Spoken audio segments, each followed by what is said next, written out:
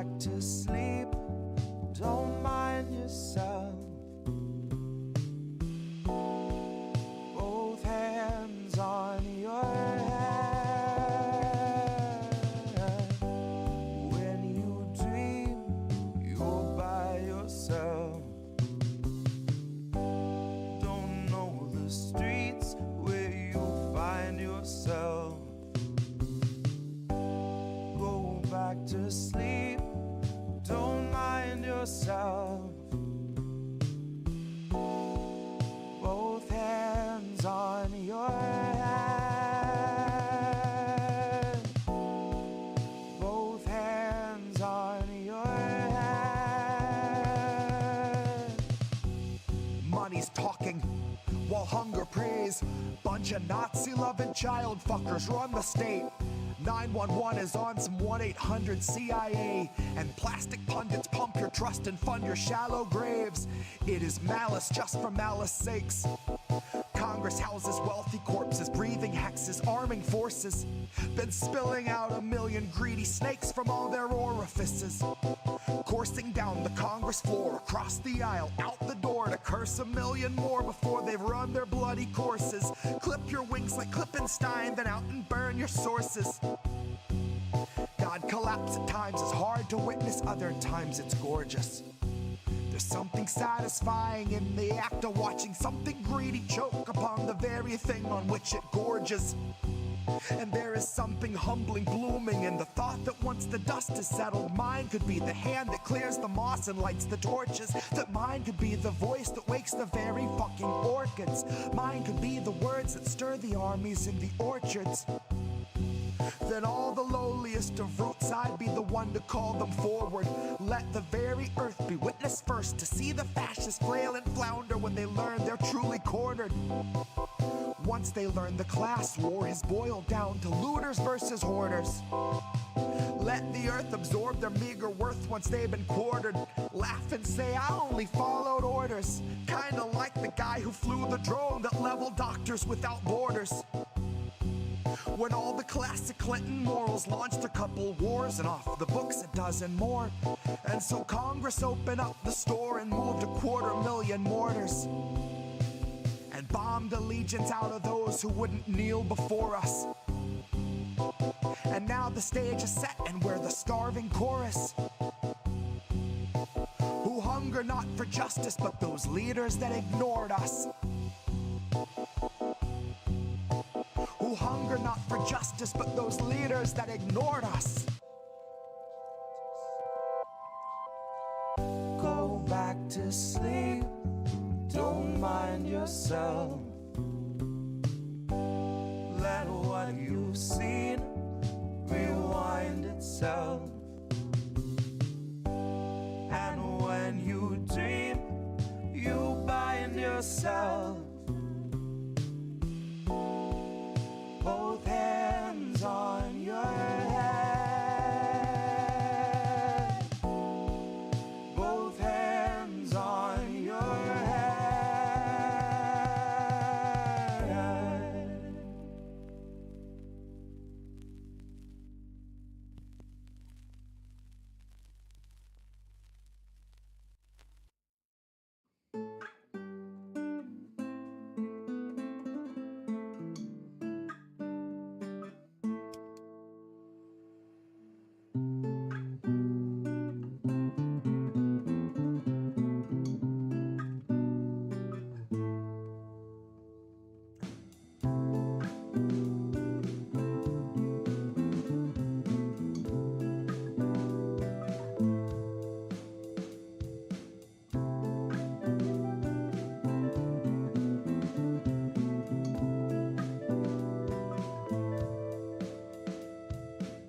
Look, fat, I don't work for you. I'm not sorry that my policies don't work for you. And that sucks about your cough, but there's work to do. Gotta reopen the shop, gotta just push through. 2 jars of bleach, pick one, you lose. 2 jars of bleach, which one do you choose? When neither gives a shit about you, or shares your views, or cares if you can't pay for food. Get a firm grip on the straps of your boots. Get a good look at the last of the fruit. Get your good book, cause you can't buy booze. Honey, take heart, cause the dead don't bruise.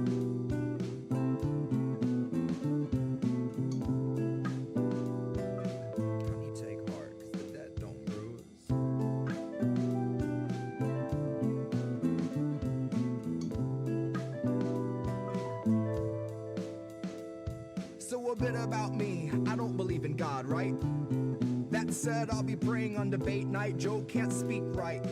You could call me petty, but I really want to see him bring a knife to a dogfight, or each mutt stuffed a blunderbuss up into his canines, and they can pull right up alongside Joe in broad goddamn daylight and maul his broadside. Cause Joe's gonna fold up the sails and stick the cannons all at the wrong side. And I'm not saying he and only he solely represent the wrong side. I'm saying both parties work to keep us hogtied. And we have been immobilized and fed upon steadily for such a long time that we're too weak to see that it could ever have been otherwise. Don't focus on our nominees' laundry list of rape accusals, focus on the other guys. Focus on the other side. Focus on the Tiger King. Look, there's a firefly. Now what were you saying, Tara Reid? Yeah, she's an actress, right? She was in a film called A Pattern of Unwanted Hugs and Touches from a Man That You Trusted, right? And in the end, when she finds out her boss was just another piece of shit, she felt betrayed and then disgusted, right? And he goes on to live his life, run for office, keep his wife, and nobody discussed it, right? Yeah, I've seen the film 100 fucking times.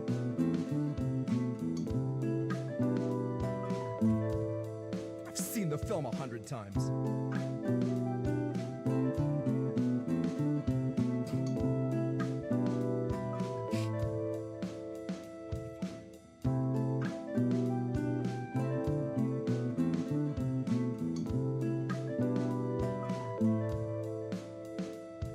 There's 2 jars of bleach on a table. Pick either one and you lose. 2 jars of bleach on the table. Exercise your right to choose.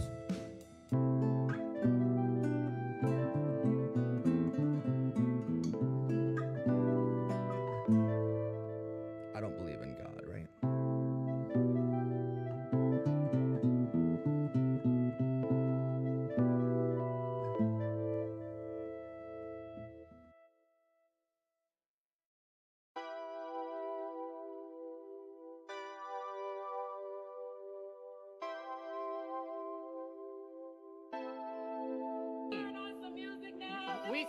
People still owe money. People still owe money. No.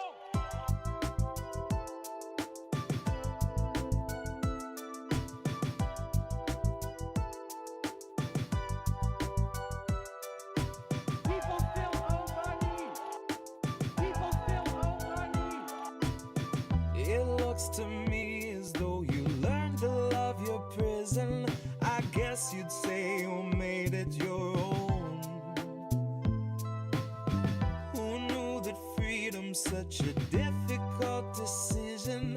I bet you finally feel like you're home.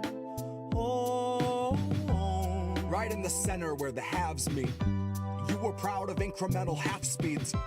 You were getting down in the AOC dance line, hands tied, nodding to the backbeat. You'll Secret Service dive in front of any representative alive, being asked for the very bare minimum. And you'll turn into that same kind of hard right villain you detested should we mention they could ever muster maximum. Cause liberal denial's such a lofty ataraxia, where morals take a back seat, not up in the cab, but in hidden panels made by federal human traffickers. If you trust the autopilot, then you're just a sleeping passenger, passively accepting that it isn't us the bastards serve, making peace with all the evil walking on this rancid earth. Unity with those who bound your hands at birth, glancing up at fascists on a bloody dais thinking they just need a push. Not a holy man, but I'm praying for a burning bush. Yeah, I know you'd love to look away, but love, you need to look.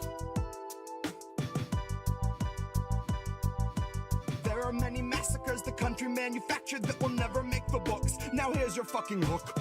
It looks to me as though you learned to love your prison.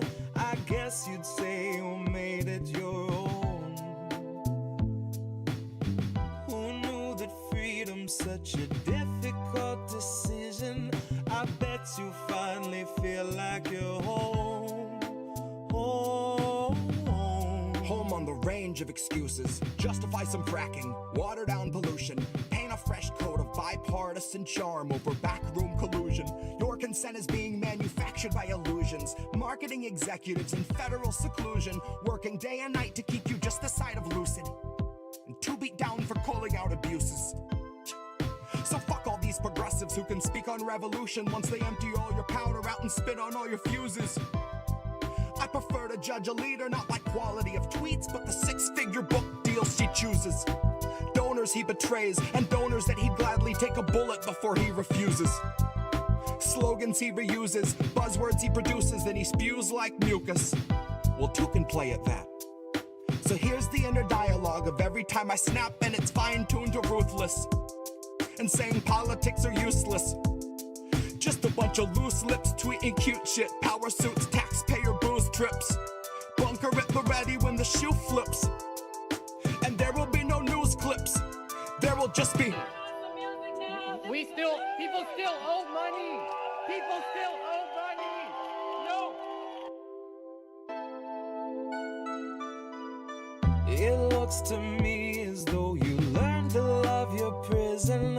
I guess you'd say you made it your own. Who knew that freedom's such a difficult decision? I bet you finally feel like you're home. Home.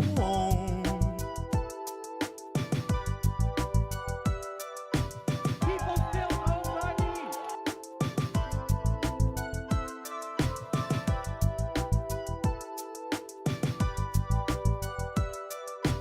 People still owe money.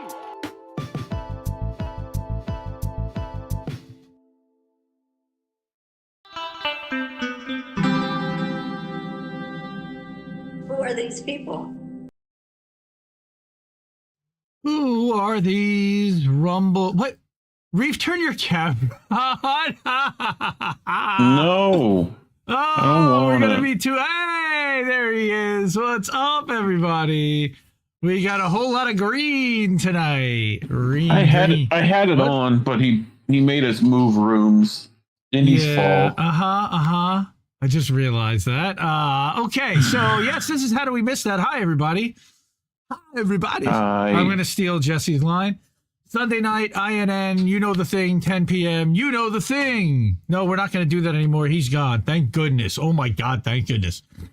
But now we've got even more trauma nonsense from this clown. And yeah, we're gonna do the thing tonight. There's too much stuff happening. You know, it's really funny. I traveled this week and I didn't get home until Saturday afternoon, and I'm trying to figure out, like, am I going to have enough stuff to put together for a show? And now I got so many tabs and thing looks like freaking boats. So buckle up, everyone. We're gonna have some fun here. Before we get started, tip your streamers, have some fun, give us some, hook us up, and we can certainly use it if you are able and of means. If not, share the stream, let everyone know that we're live. Come hang out, watch. By 11 o'clock, usually a bunch more people show up, which is great, but we want to have people come early because we got a bunch of important stories to cover early on as well. So we want to do that. Again, greetings to Angel. Yes, KC wins, Max RJ. We just saw that. So now we've got KC and Philly going to the Super Bowl again, I believe, for like the second time in 3 years, maybe, or 4 years. I don't know.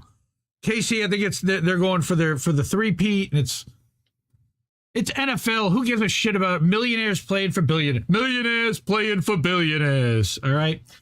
So unfortunately, that's kind of how my feeling is all about sports these days. Tell me how you really feel. We know how Reef feels about the sports ball too. Sports ball Generally, sports ball for Reef is I not. I prefer blood sport ball. Yes, But that's just me. yes. All right. So I have. Wow. Again, this story. This show. Oh, Well, I wasn't supposed to tell people. so this show again is called I How Do We forgot. Miss That? I think that a lot of people missed that. What happened? There we go. I made the thing disappear. I don't know. A week ago, You broke it. there was a big protest in London in Trafalgar Square, I'm dead. and the cops did some shit, and they kettled some people, and they arrested some people, Describe kettling for the people who don't know. Well, we have an article that's going to explain exactly what kettling is, which is putting a bunch of people into an area, cordoning them off, and then starting to arrest people at random, or all of them, and letting only one person out at a time, and going through IDs or interrogating each person as they leave potentially. Confinement by police of a group of demonstrators or protesters in a small area. Okay. And those kettled included one Jeremy Corbyn. So we're going to hear from him in a second. All right. Jeremy Corbyn. All right. So this is what happened here. According to the British Pakistani Index, a record 77 arrests were made at today's pro-Palestinian protest in London, the highest number across 23 demonstrations since last October. Or October 2023, of course. Now we're in 2025. Police blocked march plans near the BBC, citing proximity to a synagogue, sparking clashes in Trafalgar Square. Now, what's really interesting about this is, and we're going to learn a little bit more from somebody, that the synagogue was a mile from the BBC office. So it's not like there was anywhere close, all right? It was bullshit. So this is all the piggies lining up there, but look at that. All right. And there were, and again, I got another tweet here, and it is from the man himself, Jeremy Corbyn. All right. Now, what had happened was Metro Police said that the group that forced its way through the police line is now held at the northwest corner of Trafalgar Square. Anyone in that group should now disperse and leave the area, except they kettled it. Anyone remaining in breach of the conditions or inciting further breaches will be arrested. 3.7 million views. Look at the size of this image, okay? All of these protesters from the police camera. Now, again, Jeremy Corbyn chimes in, and this is a long thread for the Metro Police about protests. This was not an accurate description of events at all. What a surprise. I was part of a delegation of speakers who wished to peacefully carry and lay flowers in memory of children in Gaza who had been killed. What a monster. This was facilitated by the police. They never said that. We didn't force our way through. When we reached Trafalgar Square, we informed police that we would go no further, lay down flowers, and disperse. At that point, the chief steward of the march, Chris Nynham, who is a legendary activist, was arrested. We then turned back and dispersed. I urged the police to release all body cam footage and retract its misleading account of events. Yeah, that didn't happen. What a surprise. All right. So the reason why I even brought this at all, on top of the fact that it's further evidence that London is going fashy, which is the reason why we started talking about this segment, is that, I'm hearing that loud, by the way. Arrested Gaza protester. Hearing what loud? They're not done anything. Me feeding back, but from your computer. Okay. Maybe? But arrested Gaza protester. Okay. You good? I think. I don't know. Okay. I hope so. Arrested Gaza protester speaks to the World Socialist website, which you can't really see because it's blocked or, it's black on black text. They spoke to the WSWS or the WWE, whichever you want to prefer, about the London police crackdown. What happened there? And it's all anonymous, by the way. All right. And coming from an anonymous guy, I can kind of understand the reason why, especially given Section 12 and everything else that's happening there. So, WSWS spoke with one of the 77 people arrested as part of the anti-democratic police crackdown on Sunday's national Gaza protests in London. It could have been Jeremy Corbyn, for all we know. They're referred to as X to allow them to speak more freely about the events on the day. Arriving early, X got to Whitehall on the corner by the Houses of Parliament, and there were already at least 100 police officers lined up ready for action. I got to Downing Street.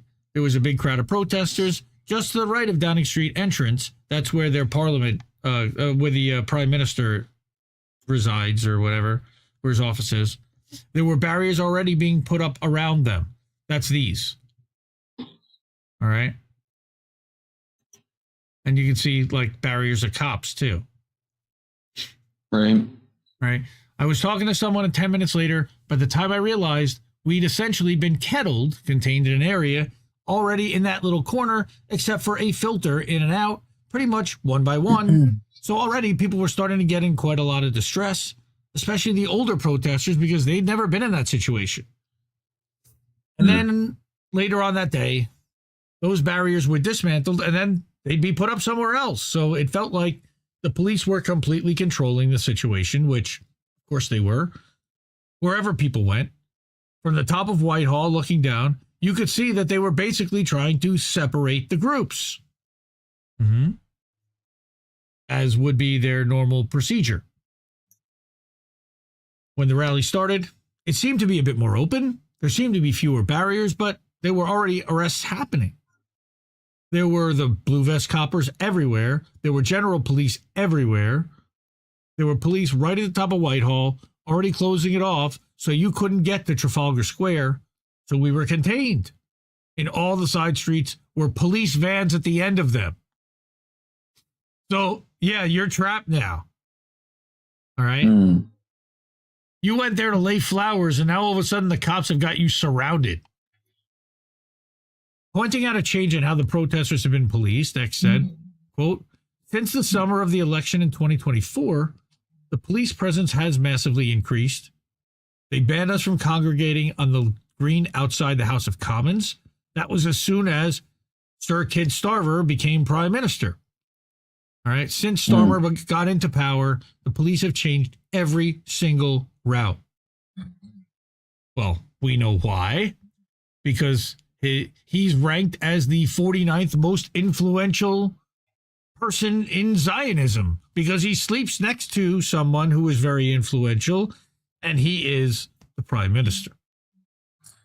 Yep. So this person anonymously added that the Israeli counter-protest was literally on Whitehall, but just on a side street. All right. On protests recently, they've been placing them closer and closer to pro-Palestinian marches. That's become a theme since Starmer got into power. That was never the case before. So there's that. All right. And then they continued on Saturday's events. All right. When the rally started, it was really cold. It was like 2 degrees Celsius, not Fahrenheit. It was just above freezing. So a lot of people were struggling to be still. I was trying to keep warm by sort of moving about and walking between various groups and things like that. I started to move away from the rally about around the time, just after, Labor MP Espana Begum spoke. All right. I think it was just to see what else was going on. So this person was there. They get arrested. I walked up towards Trafalgar Square, and there was a big group of pro-Palestinian protesters chanting in the line in police vans. There were lots of us. There were lots of videoing of us. Okay, but that's been another feature. So many undercover videoings, police infiltration, things like that going on. Right? Yeah. So soon afterwards, everyone's sort of forming into a kind of march look. And right at the very front were the Holocaust survivors, or the relations of Holocaust survivors, which are basically people in their 80s. They were elderly people. And just as they started to move forward, the police formed a cordon, but it was quite a flimsy one, if you like. We were on the other side of that, and because there was a gap, they were filtering people one by one. Me and the other protesters were shouting to go through the gap because we're worried about these elderly protesters because they just look terrified. It was really upsetting to see that. Of all the things that happened that day, that was one of the worst things. So literally they had like Holocaust survivors and family of Holocaust survivors there that were, kind of in support of stop the genocide and stop arming Israel and stop funding all of it and stand up against it. Vote against it in the UN if you have to, instead of abstaining, which I believe they've been doing the whole time, right? I don't know if they actually voted for genocide because nobody there seems to want to do so. Yeah. So he said he saw a woman, or this person said they saw a woman who must have been in her 70s get kind of manhandled away from the police. She tried to get through and she was pushed back. He had to move. They had to move away because they were starting to get really angry and a bit mouthy. Nothing dodgy, but saying this is completely unnecessary. Eventually, the police let them through. This was kind of halfway along Whitehall, so then the march was carried on. By which point, I'd moved away because I was getting too upset, so I moved away from it. Right, so here's where it gets to. Later on, some protesters had got to Trafalgar Square. I thought maybe you can go through now. Maybe they're not going to arrest people. It's really confusing, so I followed. I went up towards Trafalgar Square. I just walked through. I must have been about 10 meters behind, maybe a bit more, behind the members of Parliament, Jeremy Corbyn and John McDonnell, and a lot who had to get through. All right? Yeah. And it was really squished. It was really quite worrying, a bit claustrophobic and everything. It was completely crammed. It's like being in a mosh pit, kind of. You just get pushed. People are going up there, realizing they couldn't get anywhere, and then turning around and coming back. So they're just trying to go against the march, and people are getting shuffled. I remember they said that about somebody. Jostled. They said that about Shireen's coffin, that it was jostled. Coffin. I'll never forget that. I mean, that people have died in crowds like this by it being compressed, so... Stampeded. Oh, yeah. Probably not the best thing, yeah. It was really turning into a crush, starting to feel quite dangerous. I realized I wasn't going to get anywhere.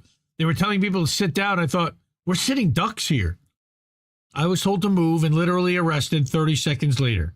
And I think even if I had moved away and followed the policeman's instructions to leave Trafalgar Square, I would have been kettled anyway. A lot of people overheard the police saying we were just going to arrest everyone anyway. What a shock. All right, this person said that they had felt the situation had been completely pre-orchestrated, and they had said go through, and I went through. That's according to what Corbyn said, too, that this was with the coordination and approval from the London Metro Police, and then they changed their tune after everybody was in there.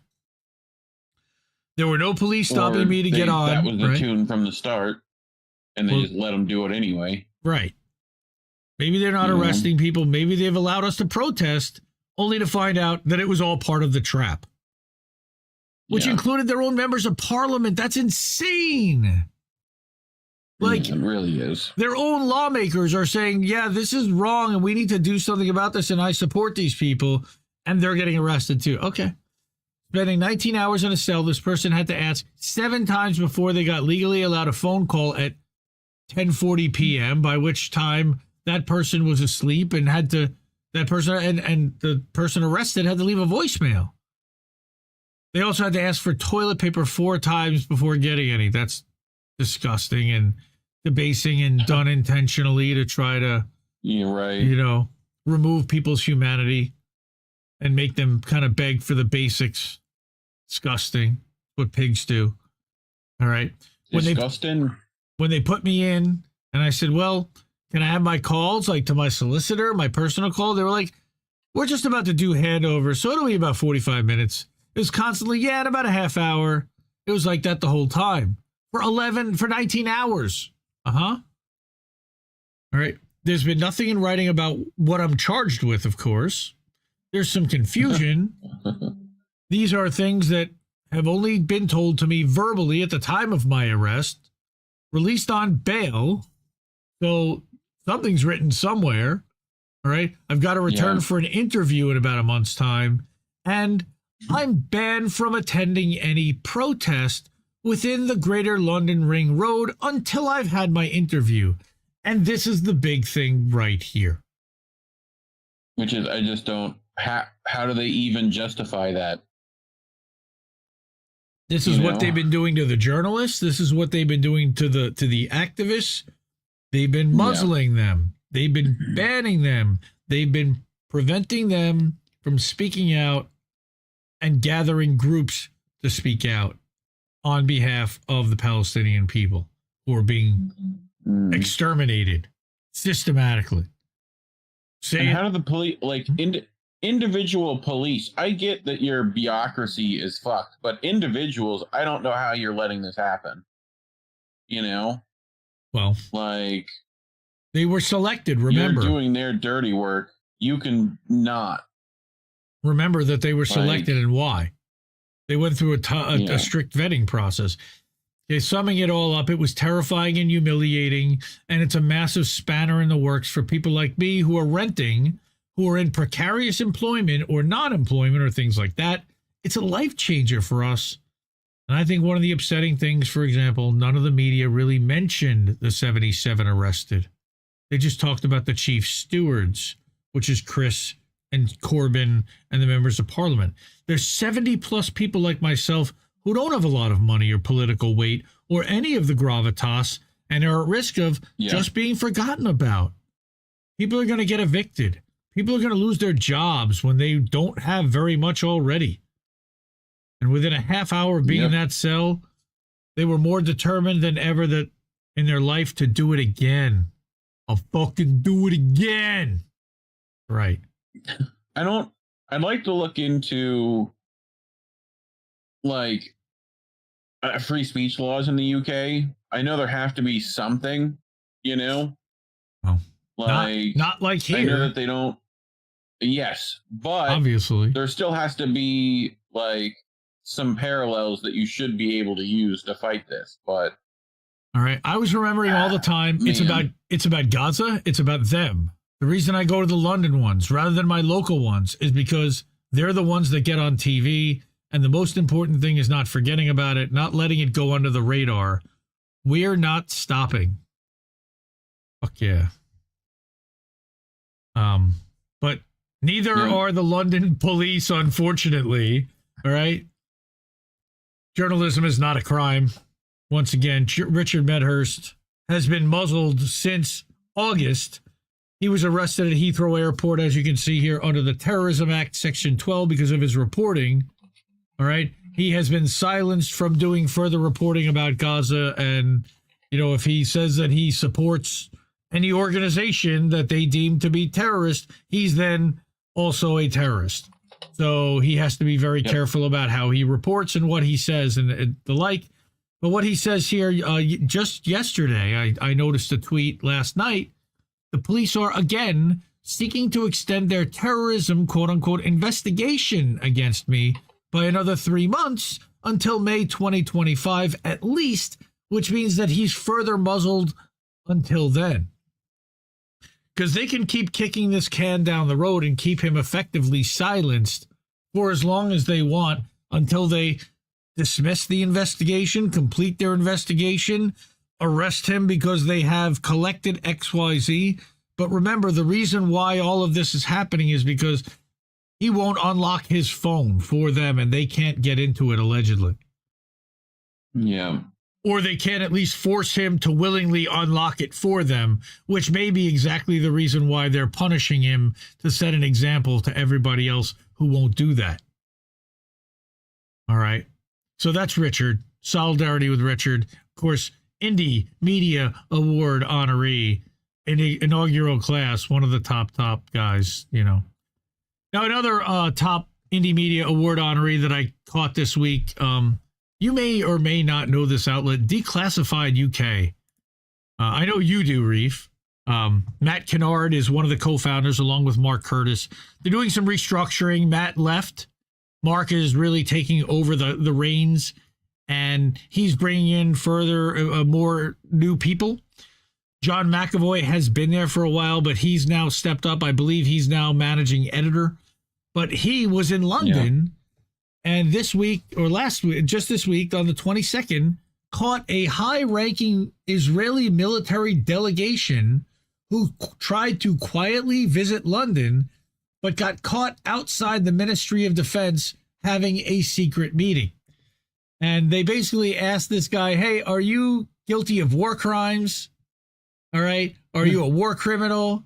Are you worried about being arrested or tried with war crimes? And he basically shut them down. This guy's name is Oded Basyuk. All right. He visited Britain's Ministry of Defense. All right, he's the head of the IDF Operations Directorate, which is responsible for preparing Israeli military for war. Kind of a big How do you role. even... Yeah. Which it's constant, preparing it. Yeah. All right, which means he's there to secure more weapons, more bombs. Yes.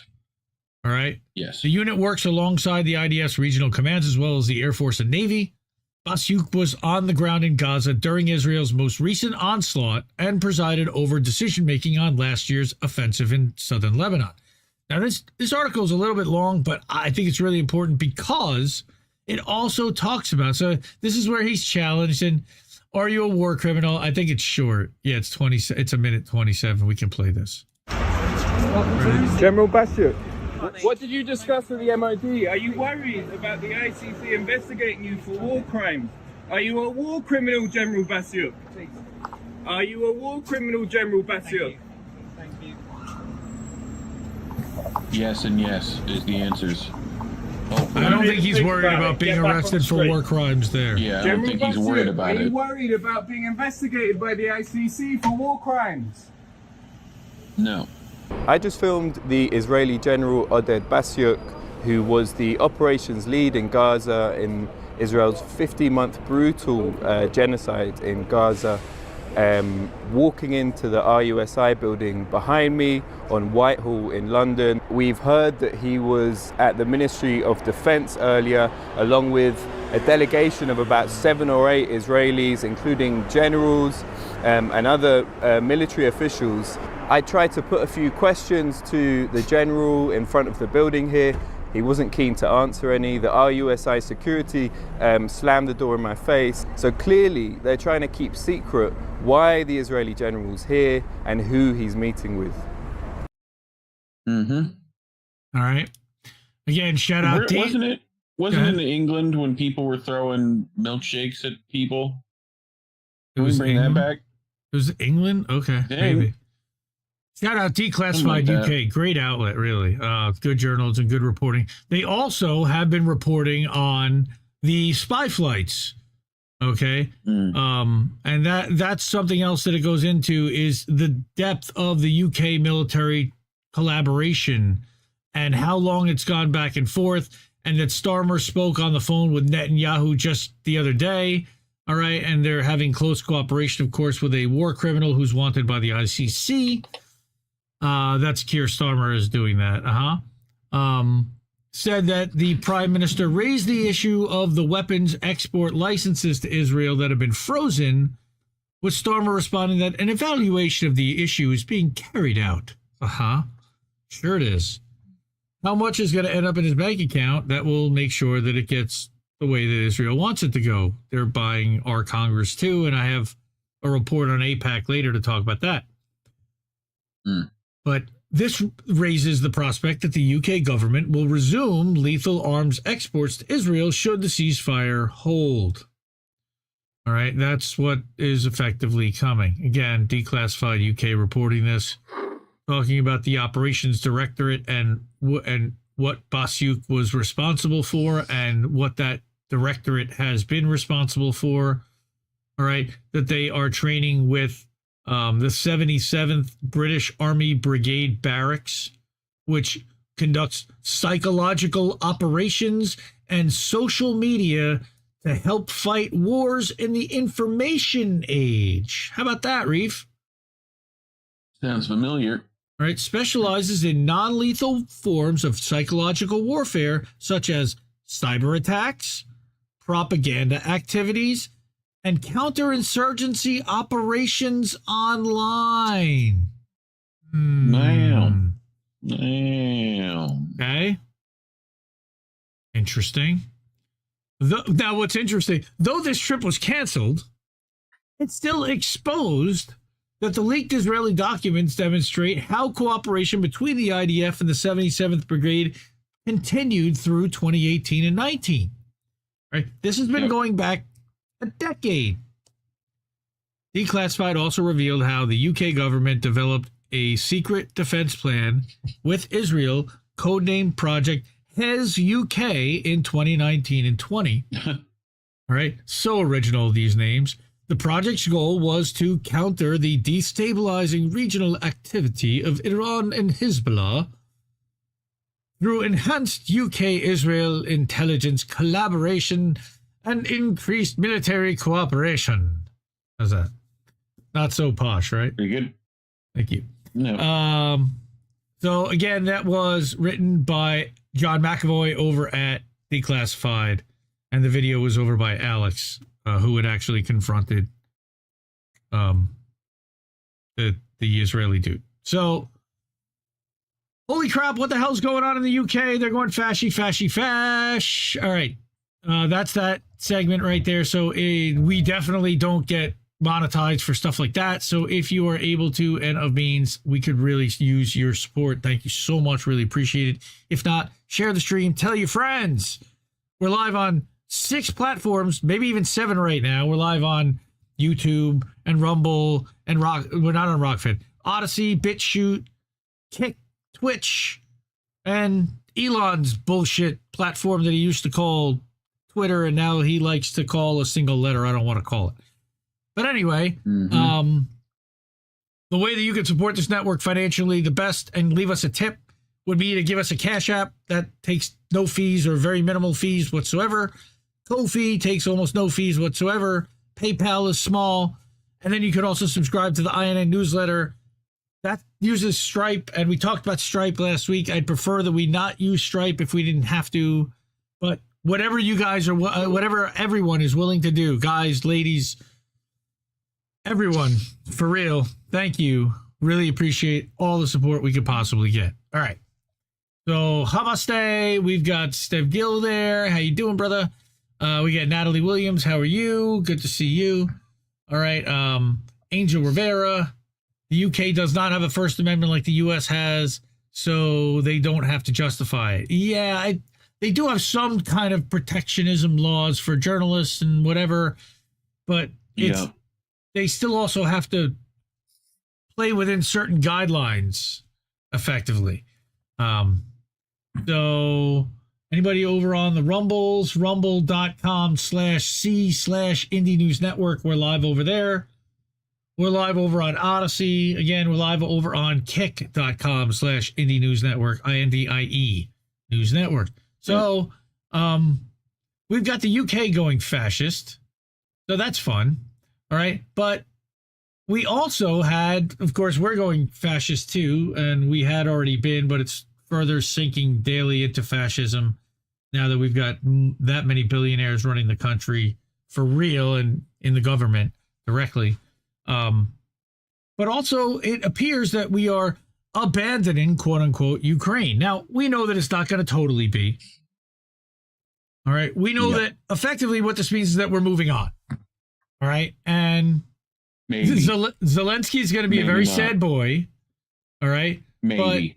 But Maybe not. I don't think that Trump wants war with Russia.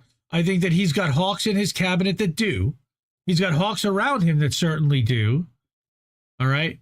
But it's official, according to Kit Clarenberg, U.S. is abandoning Ukraine. And the reason why he said this, and I will give credit also to our friend, the dissident, who wrote up a very similar article around the same time and published it about the Biden administration lying about the Ukraine proxy war.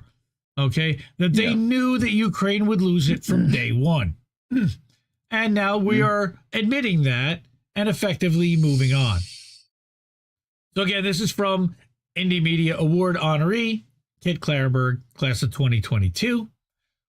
One of the faves, friend of the show, friend of INN, friend of Misty's, friend of independent media in general. He's a good dude, and he's got great reporting.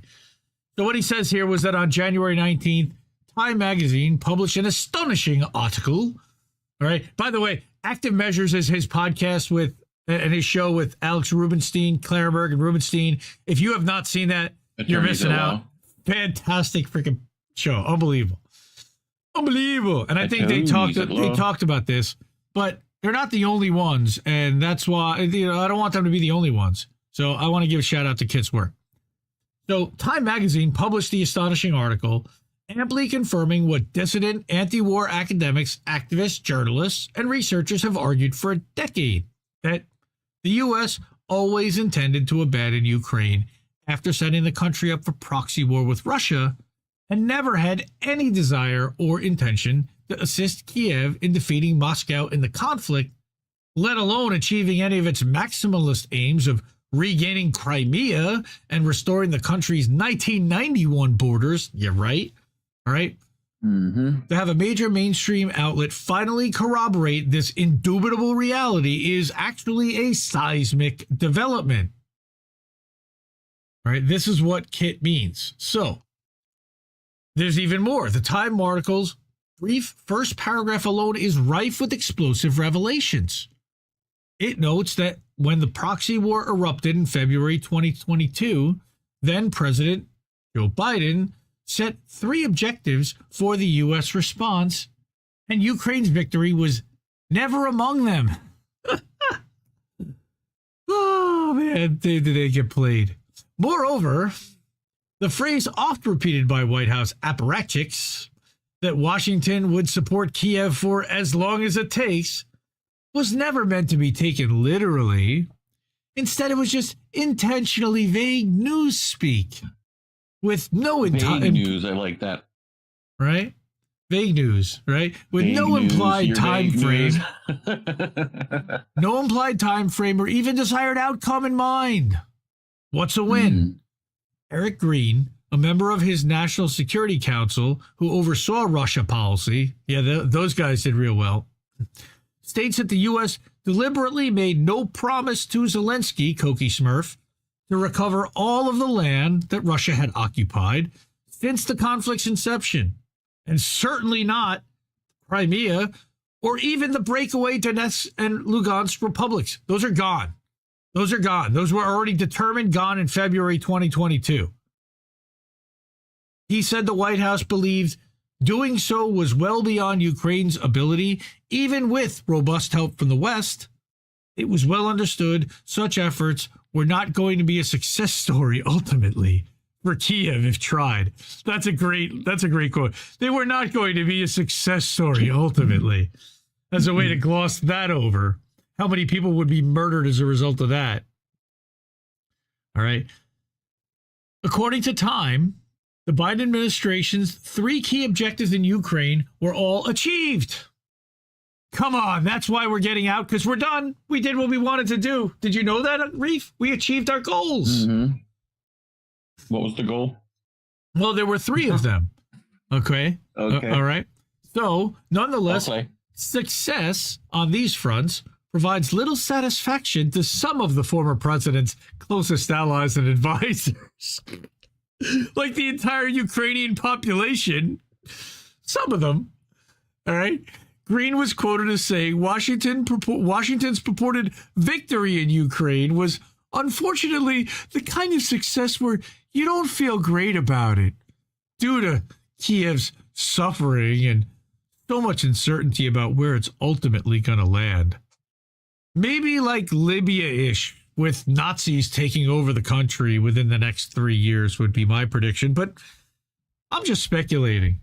Now, one objective was avoiding direct conflict between Russia and NATO. Now, amazingly, they claim victory here, miraculously, despite the U.S. and its allies consistently crossing Moscow's clearly stated red lines on assistance to Kiev, providing Ukraine with weaponry and other support that Biden himself explicitly and vehemently ruled out in March 2022 on the grounds that it would cause World War III, and greenlighting hazardously escalatory strikes deep inside Russian territory.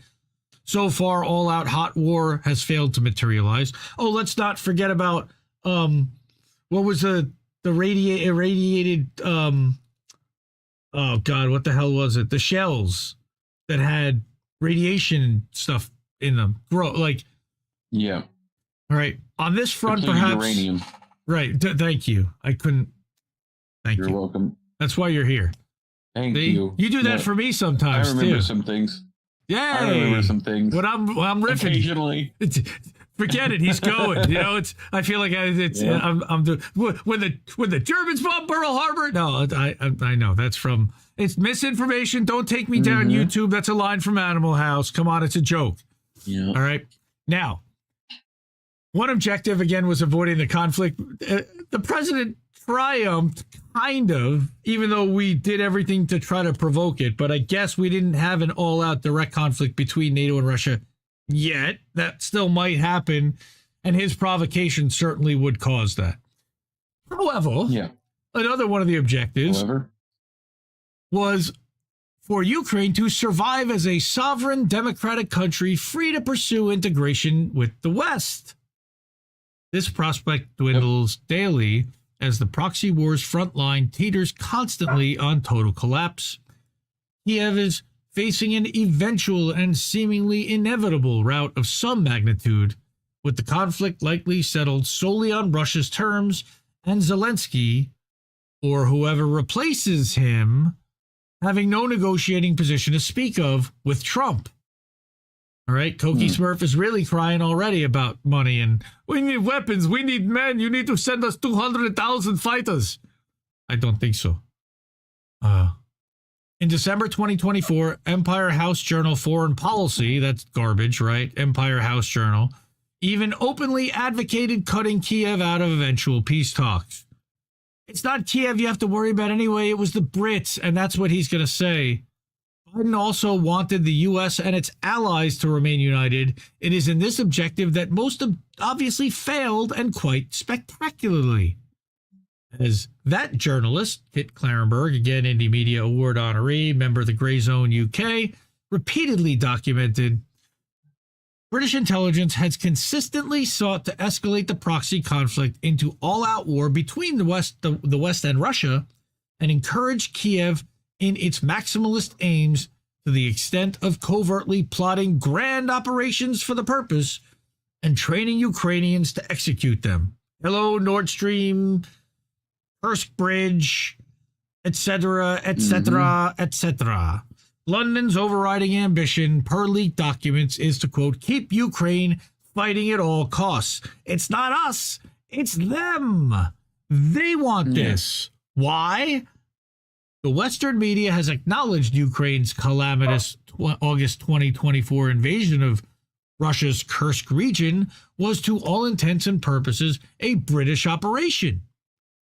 London provided a vast welter of equipment to Kiev, central to the effort, all right, and closely advised their Ukrainian counterparts on strategy. Right? The aim was to draw Russian forces away from Donbass and boost Kiev's bargaining position, which has proven a staggering embarrassment on both fronts. But there was a wider, more insidious goal behind the incursion.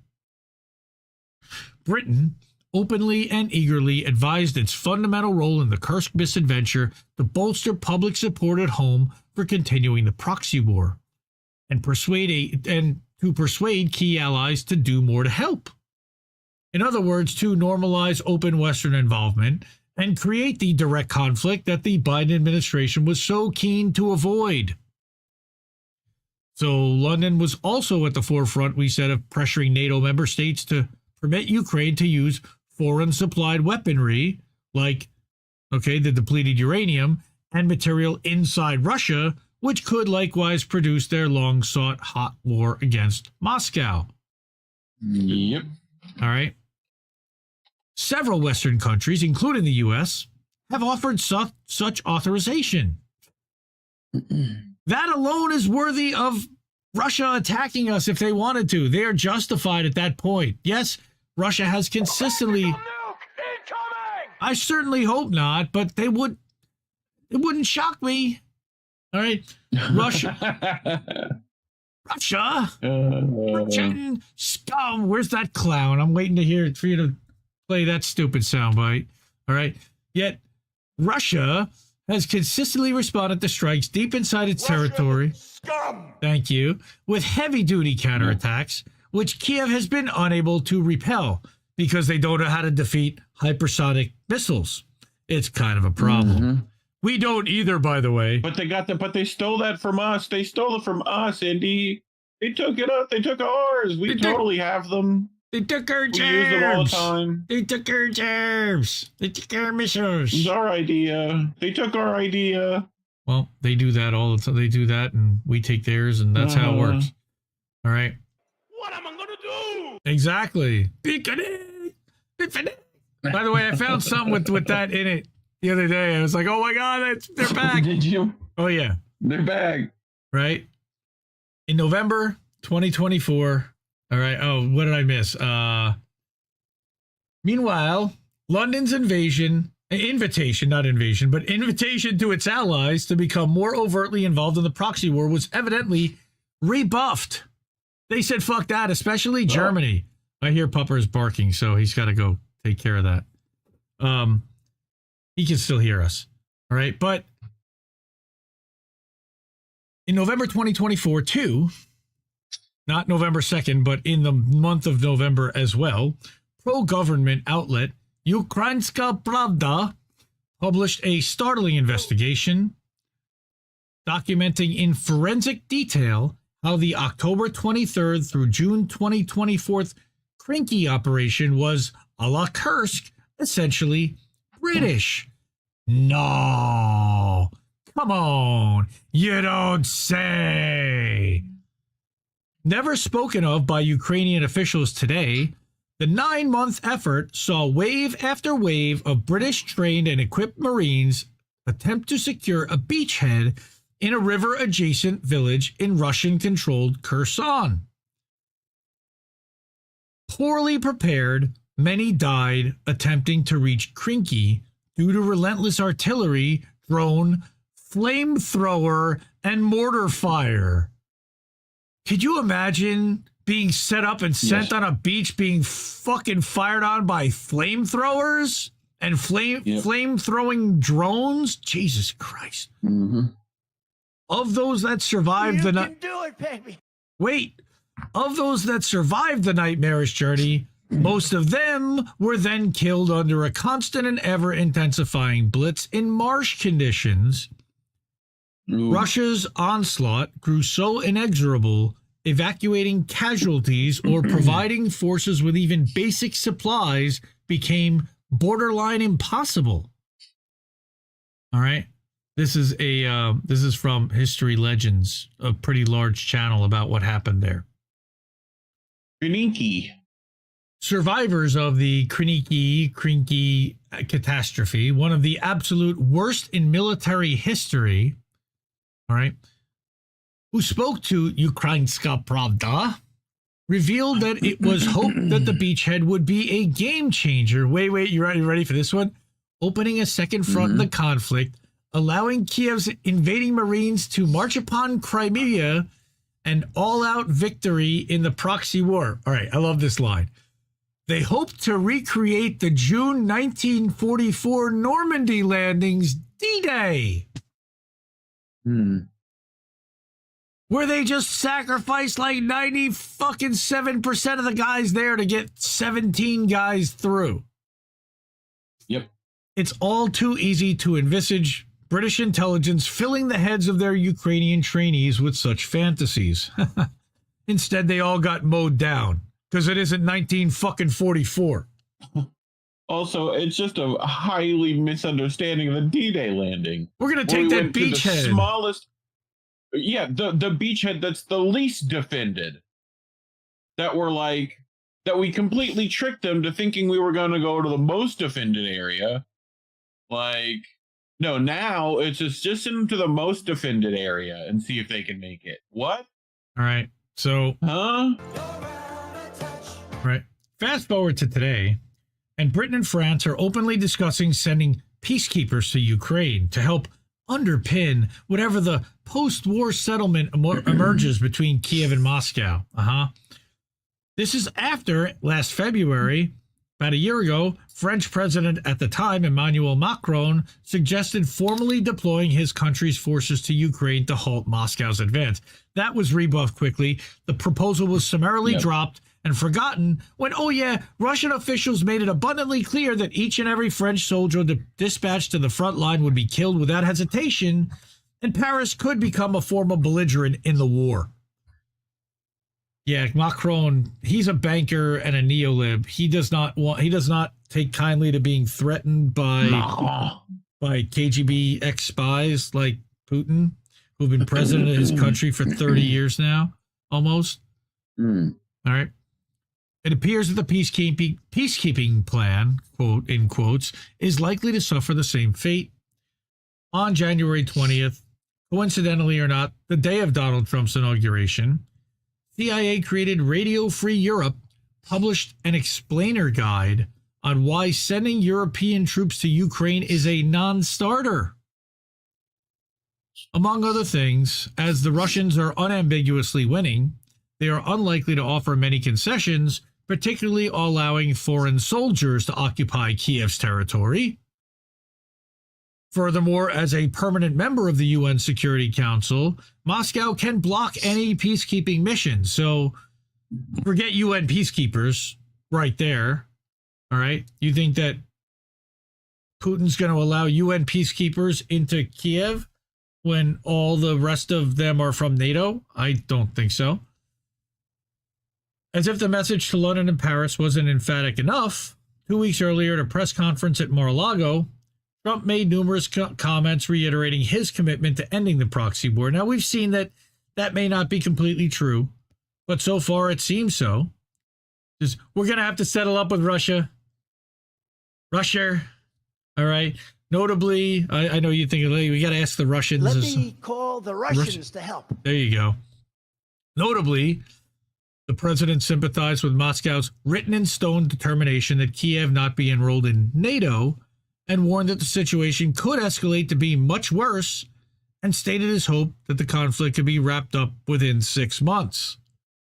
That'd be nice. I mean, I think that he's much more worried about BRICS, and they're trying to dominate this hemisphere and the sphere of influence here much more than they can in the Middle East and East. Yep. That's my own opinion here, and it's not just mine. I've heard that from others as well. Markedly, Zelensky was not present at Trump's inauguration. In a J6 interview with Newsweek, it's weird. Why would you interview a Ukrainian president on January 6th? I guess that just happened to be the day. All right. The Ukrainian president, well, actually, he's now a dictator because he was elected, but he's well past his term and is continuing to be the president without allowing the country to hold elections. So that's not really a president, technically, kid. All right. Typically never one to shy away from international jollies, said he would like to attend, of course, but he received no invitation. In a rambling response, he said he was not sure it's proper to come, given that particularly during the war, sources close to Trump have claimed that, on the contrary, Zelensky repeatedly asked to attend but was rebuffed. Of course he wanted. Yeah, dude, you're out. That's the other reason why they think they're going to wrap this thing up. Because they're talking to Putin and they're not talking to Koki Smurf. All right? For Berlin, Kiev, London, Paris, and NATO more widely, the writing couldn't be more on the wall any more plainly. Whatever reveries they may have of maintaining the proxy war any longer, Britain recently signed a 100-year-long partnership with Ukraine, under which London will explore building military bases on Kiev's soil. That's again, openly escalating to outwar between Britain and Russia. They all ultimately remain imperial vassals, wholly dependent on U.S. financial and military support to exist. Save for a major false flag incident, Trump's message can only be received at any time. Yes, but Trump's message could only be received among the military alliance. Okay. Again, Kit Clarenberg, global delinquents. Go ahead. Yep. No, you're going to say that Kit Clarenberg has things people should subscribe to and possibly even support monetarily. Yes, for sure. Good for him. He's got global delinquents. He's got active measures. He certainly does. And he's got the Gray Zone UK. His own Substack. That's global delinquents. He writes for many a publication. You can check him out in Mint Press. You could check him out in Consortium. You could check him out at SheerPost even, I think. Well, that's when they pick up the stuff from Mint Press usually. But also he's written for Al Mayadeen and a couple of others as well. Kate Clarenberg's awesome. I sent you a message on Discord. I saw that you should also read. We should pull that up and go through that. Like right now? I don't know if you have that already. Does it fit here? It goes along. Okay, it does. Yes, it does. Alrighty then. Well, let's replace that right there. And let's see what our friend Fiorella has to say here.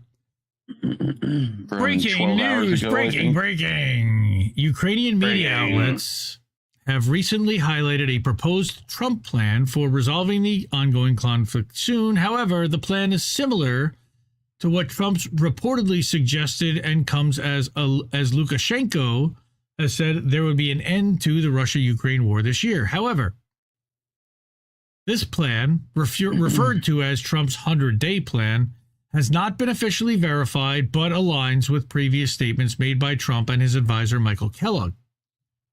First, the Ukrainian armed forces would withdraw from Kellogg. Maybe. You know what? He's put so many wealthy people there, it wouldn't surprise me, but it wouldn't surprise me. I know. Ukrainian armed forces would withdraw from the Kursk region by Easter, and a peace agreement would be achieved by May 9th. February and March, President Zelensky would rescind his decree barring negotiations with Russia, paving the way for a trilateral summit involving Putin, Trump, and Zelensky, or alternatively, 2 separate bilateral meetings to establish a framework for a peace plan, meaning Trump would meet with each individually, Zelensky and Putin. Okay. During this period, the U.S. would continue providing military support to Ukraine. So you could see that there's really going to be an honest broker at the table. Yep. By April 20th, what a great day. To me. What a great day. Sounds like a ceasefire. A ceasefire would be declared along the front lines in time for Easter, accompanied by a full withdrawal of Ukrainian troops from the Kursk region. And by the end of April, an international peace conference would begin involving the U.S., China, various European countries, and nations from the global south. I would hope that Lula would be there, as well as who else has been very outspoken? I guess Maduro. I don't know if they're going to let Maduro there because they got a $25 million bounty on Maduro's head right now. I don't think they're going to let Maduro there. Yeah. But Petro, they don't even like Petro. He just put a 50% tariff on him. But no, there's who am I thinking of? Maybe it was Maduro. There was another big staunch advocate for Palestinians in South America. In addition, was it Arce from Bolivia? Maybe maybe. Okay. By the end of April, an international police. Also, Easter's a big deal in that region. Yes. Which is why they're doing it for Easter. Yes. All those orthodoxies.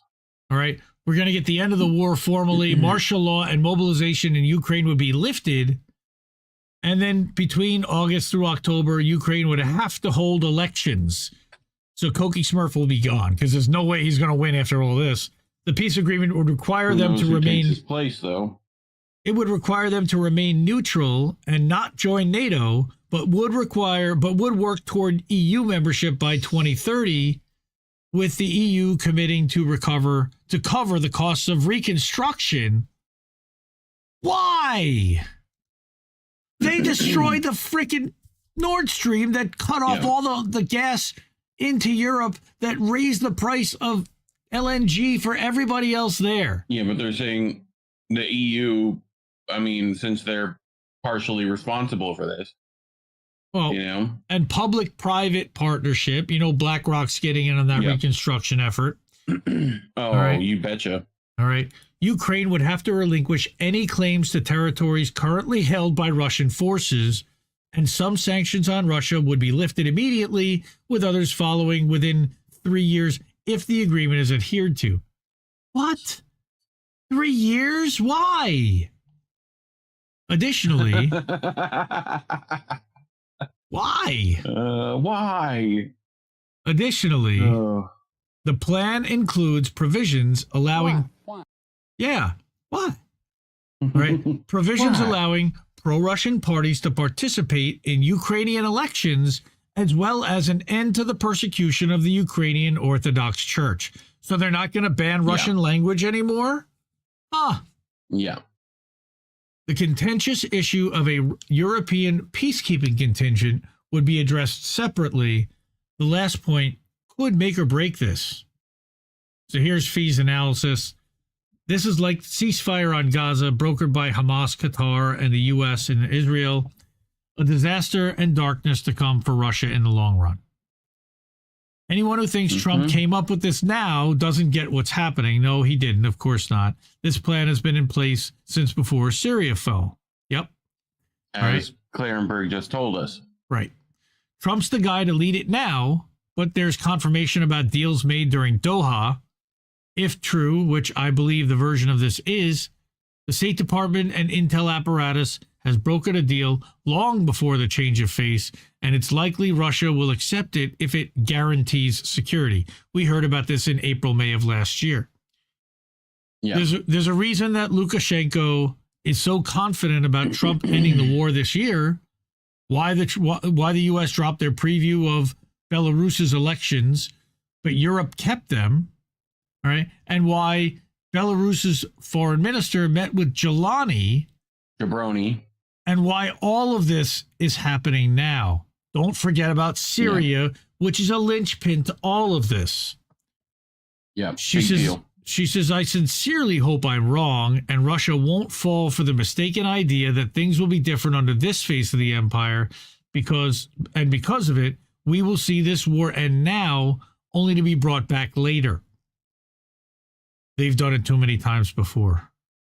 The U.S. has no intention of a free Russia unless it's under its control. They still want regime change.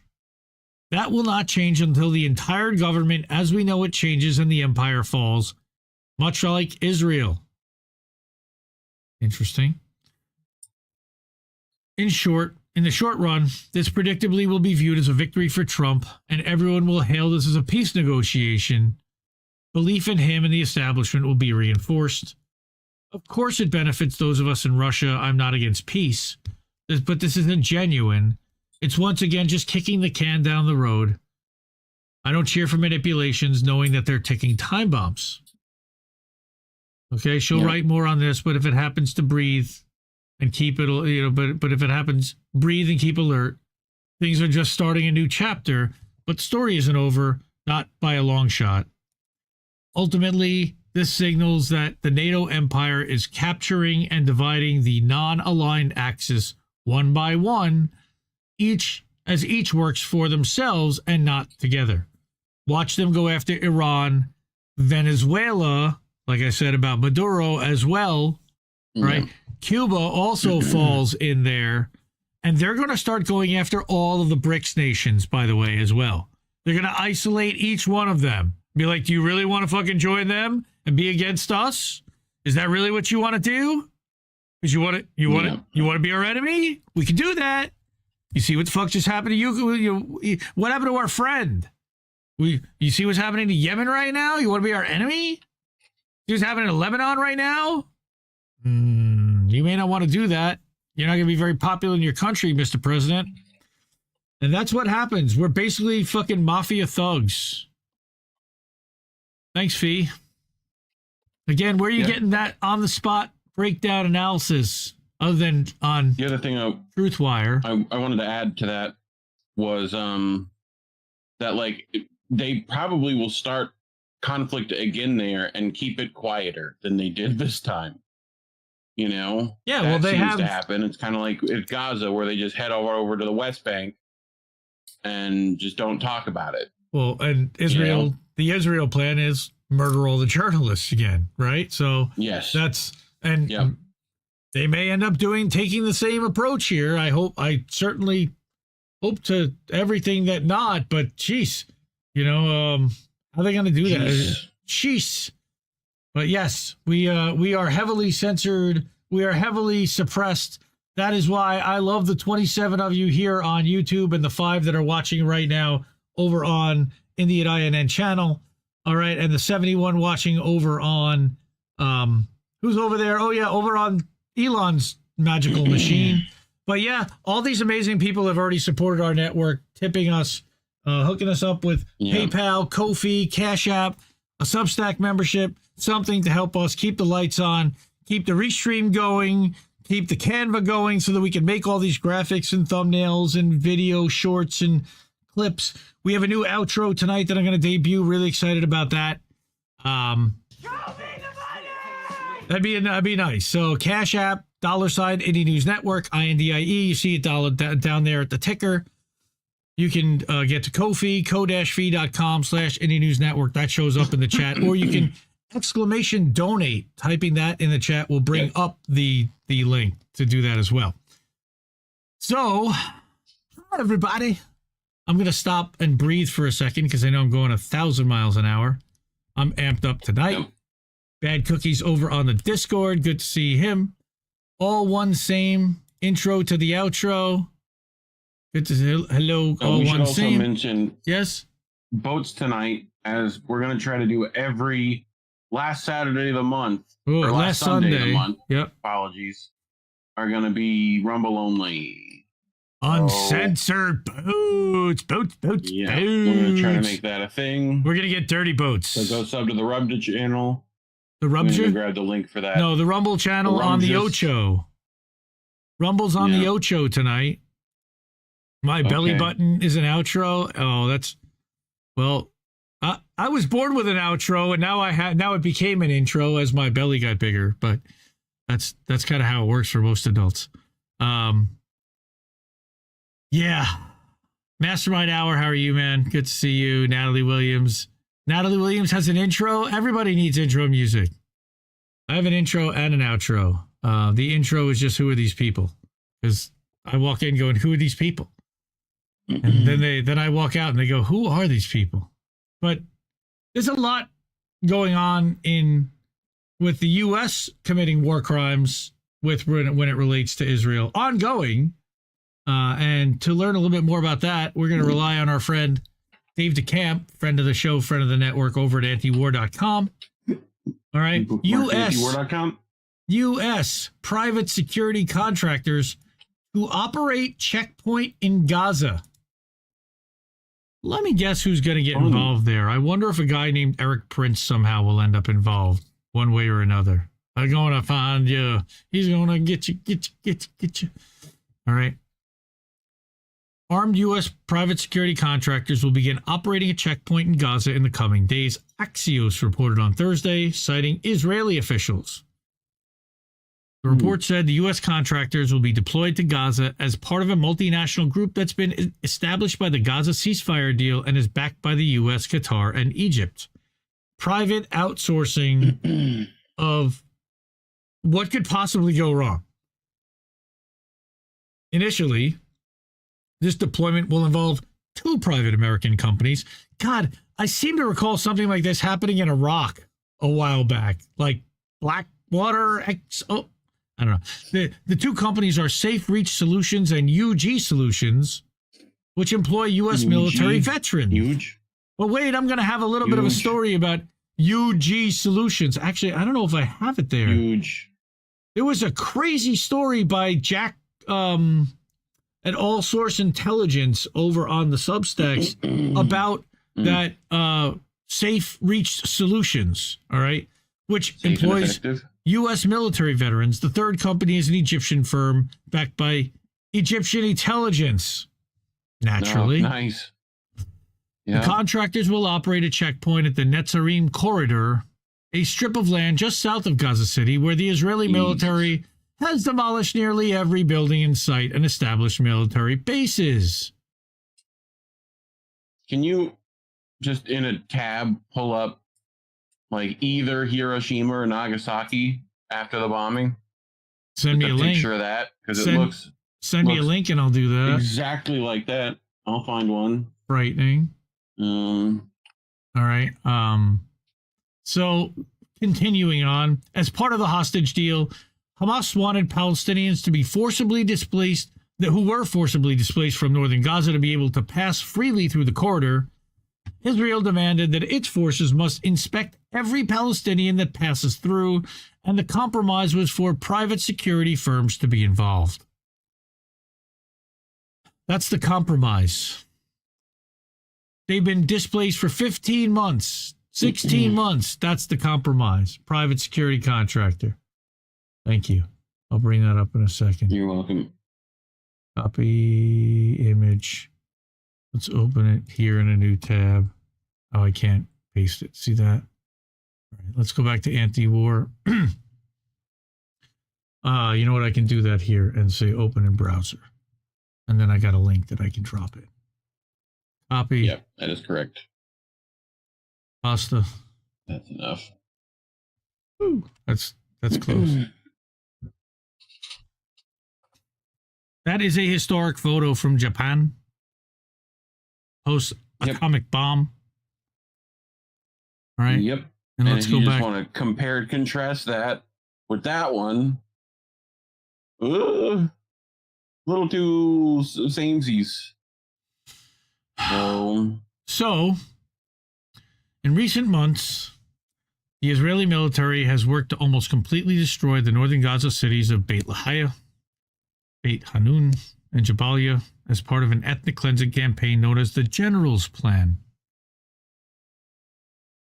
Elements of the Israeli government wanted the campaign to lead to the establishment of Jewish settlements and likely opposed the return of Palestinians to the north.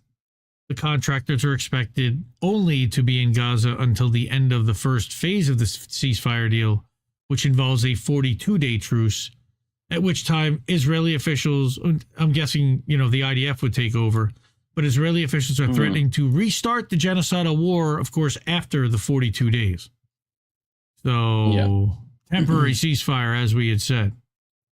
But the U.S. war crimes don't stop there, because we've been aiding till they get enough and abetting what's happened here, like you mentioned, in the West Bank, and that is being reported upon by Robert Inlakesh from Mid-Press News.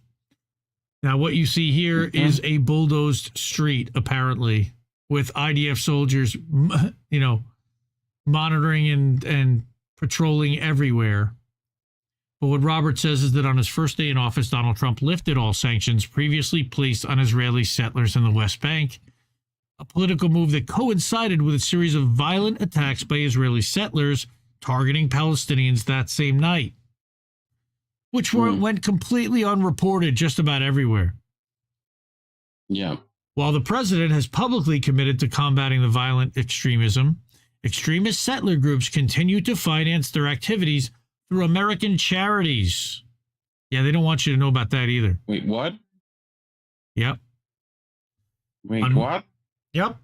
On Monday night, with the backing of the Israeli military, settler groups launched a series of violent assaults on residents in the West Bank. The most severe attacks occurred in two villages near Kalkilia, where mass settlers set fires and fired indiscriminately. Amid the chaos, Israeli soldiers deployed tear gas against villagers attempting to flee, leaving 21 injured. All right, so we hear it from Ihab Hassan, who says after last night's pogrom by Israeli settler terrorists, the Palestinian village of Al-Funduk is sealed off. Shops are closed. Palestinians are confined to their homes, and only Israeli settlers' cars use the main road. Yeah, that happens in a normal democracy, right? Yep. Only democracy in the Middle East. The Israeli army punishes the victims, let's go to that tweet, instead of the perpetrators. And there are the Israeli cars on the road.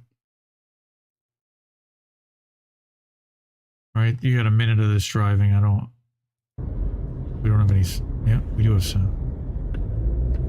You see all the shops closed.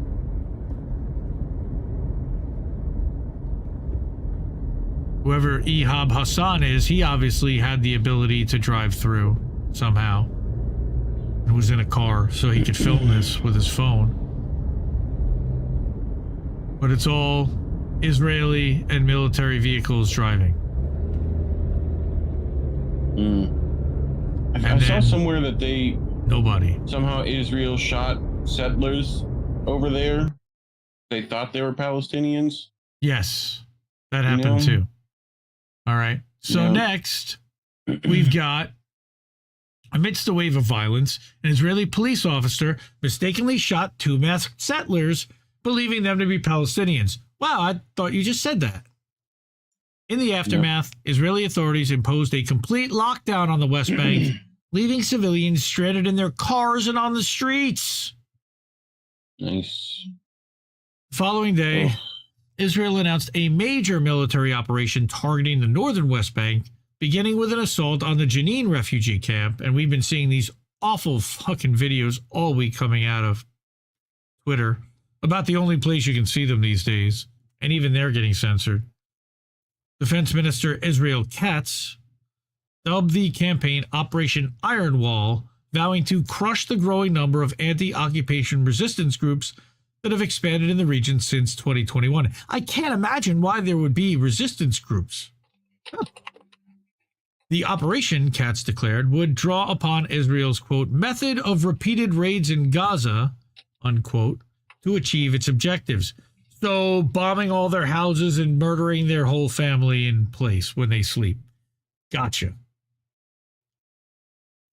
On January 17th, Washington-based advocacy group Democracy for the Arab World Now, or DAWN, released a report accusing Karen Kayemeth Israel Jewish National Fund and its subsidiaries of funding illegal settlement expansion and encouraging violence against Palestinian civilians.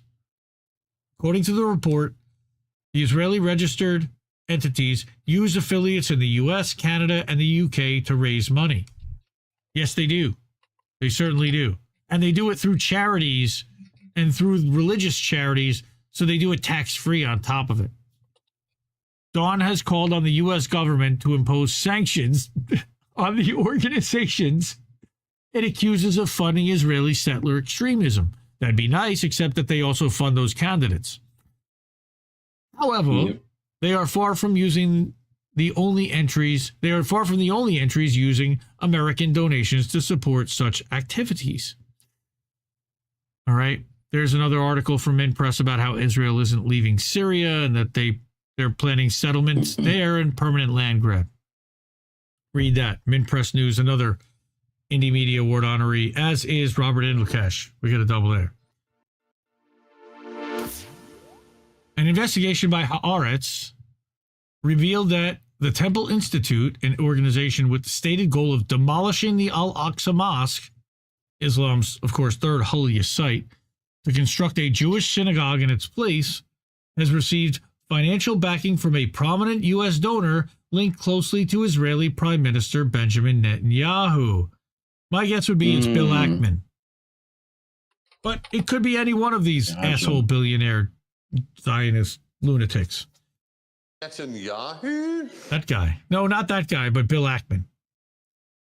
Through platforms like America Gives, a partner of Israel Gives, Americans can make tax-deductible donations directly to the Temple Institute. There's so many jokes to make about that name. Yep. Sorry. Well, anyway. Well, Elon certainly has been giving too. Yeah. Or Netanyahu has been giving to Elon. Possibly receiving. Maybe. They're all blowing each other. That's all I can say. With that.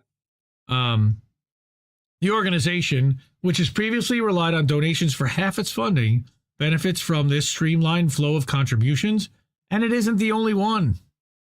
In 2019, The Nation magazine, not crazy fans of them, but sometimes they do okay work, exposed a network of U.S. registered nonprofit organizations that have been used to finance Israeli extremists. What a surprise. Like I said, charities, usually using under the mask of religiosity.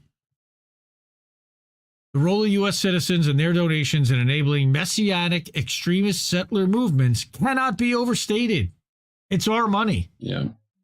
However, the Trump administration has adopted one of the most hardline pro-settler positions in American history, a stance made abundantly clear by the individuals selected to fill key cabinet roles, the most Zionist cabinet in history. On Tuesday, during her confirmation hearing, Trump's nominee for UN Ambassador Elise Stefanik declared her belief that Israel possesses a biblical right to the entirety of the occupied West Bank.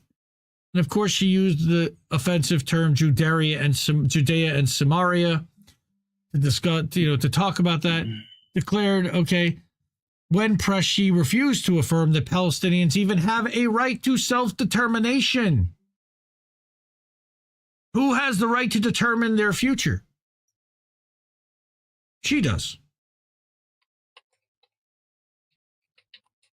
That was something to see. 30 seconds. I'm rarely surprised by answers in my office, but I did ask you whether you subscribe to the views of Finance Minister Smotrich and the former National Security Minister Ben-Gvir, who believe that Israel has a biblical right to the entire West Bank. And in that conversation, you told me that, yes, you shared that view. Is that your view today? Yes. Ugh. She couldn't say that fast enough. Yes. Keep funding me. I yes. couldn't kick her in the teeth fast enough. Yes. This comes as little surprise given the financial entanglements at the heart of the Trump campaign.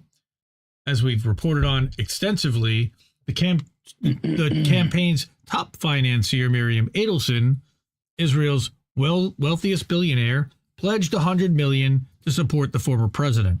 Now, I think that Elon ended up giving more than Miriam Adelson. I don't know if she was actually his top financier. She was up there. According to Haaretz, the contribution came with a clear understanding Trump would allow Israel to annex the West Bank. So that's what's coming. So they've already taken Gaza now. Now they're taking the West Bank. Yep. Okay. Greater Under Israel. American Guarantee. Go check out that segment we did on Wednesday. Greater Israel Project. Greater Israel Project stuff. That is correct. All right. Trump's very own son-in-law, If of course. It is so great. Jared $5 footlong Kushner, right? Who should be in jail and It's close definitely confidant. not a foot long. No. Well, he's got a 5-cent brain though, although he's worth a gazillion dollars. And now he's about to make another deal with the Saudis or with the Qataris or somebody, all right, to sell a new world order waterfront property in Gaza, and that's what they're going to turn into, like resorts and hotels. All right. Yeah. The and Kushner factories. Yep.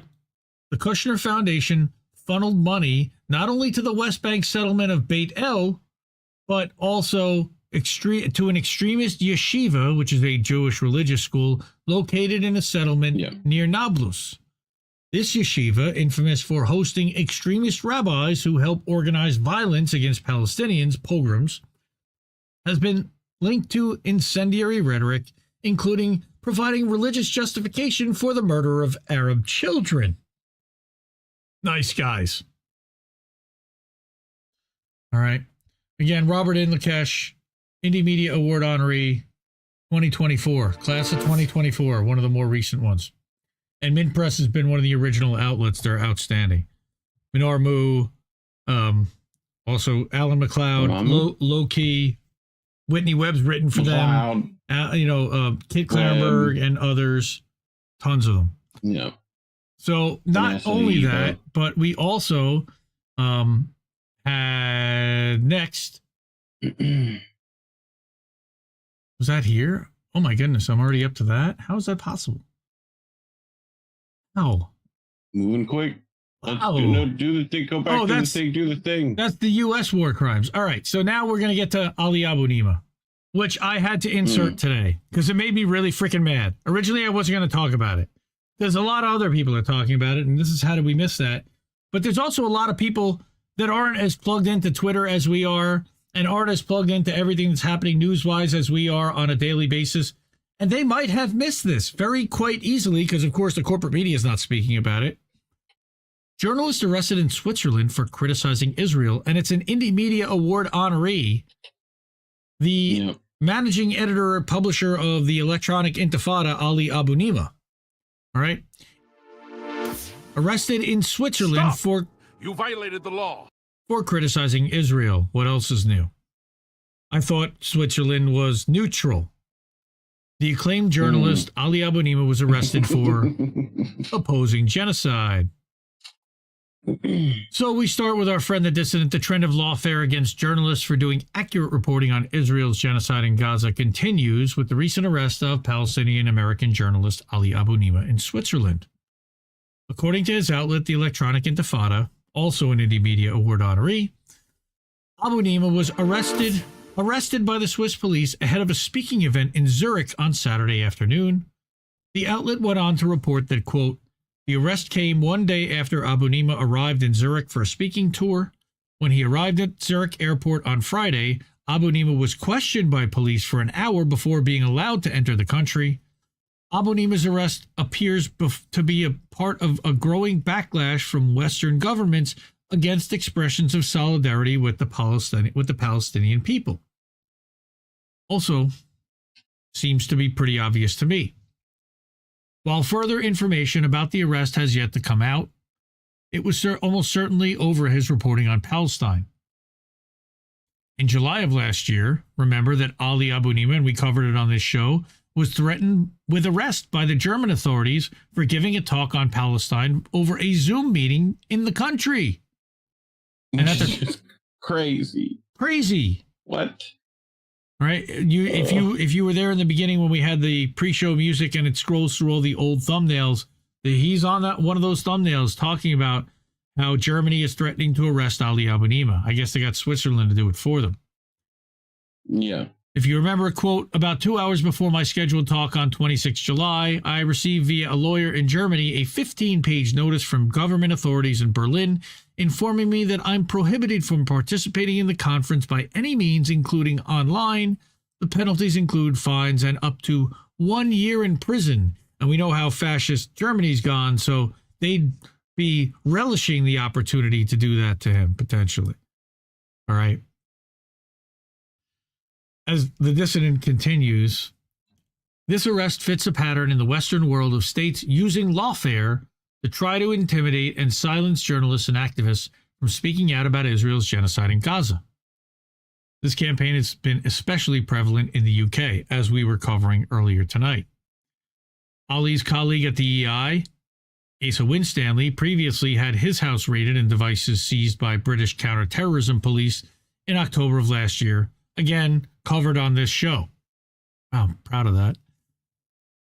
UK authorities also arrested and charged freelance journalist Richard Medhurst at London's Heathrow Airport over his reporting on Palestine. We updated that story earlier, that they want to extend his further punishment out till the middle of May and muzzling.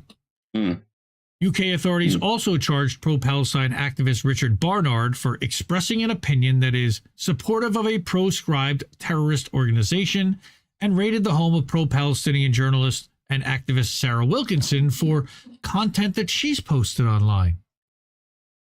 In all of these cases, the UK weaponized Section 12 of the so-called Terrorism Act, which makes it a criminal offense to say something supportive of a proscribed terrorist organization.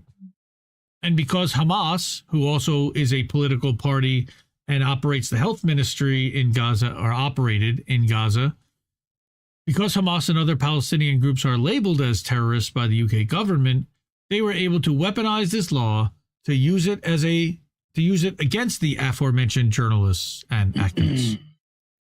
Given that Switzerland officially designated Hamas as a terrorist organization last year, similar laws are likely being weaponized in the case against Abunimah.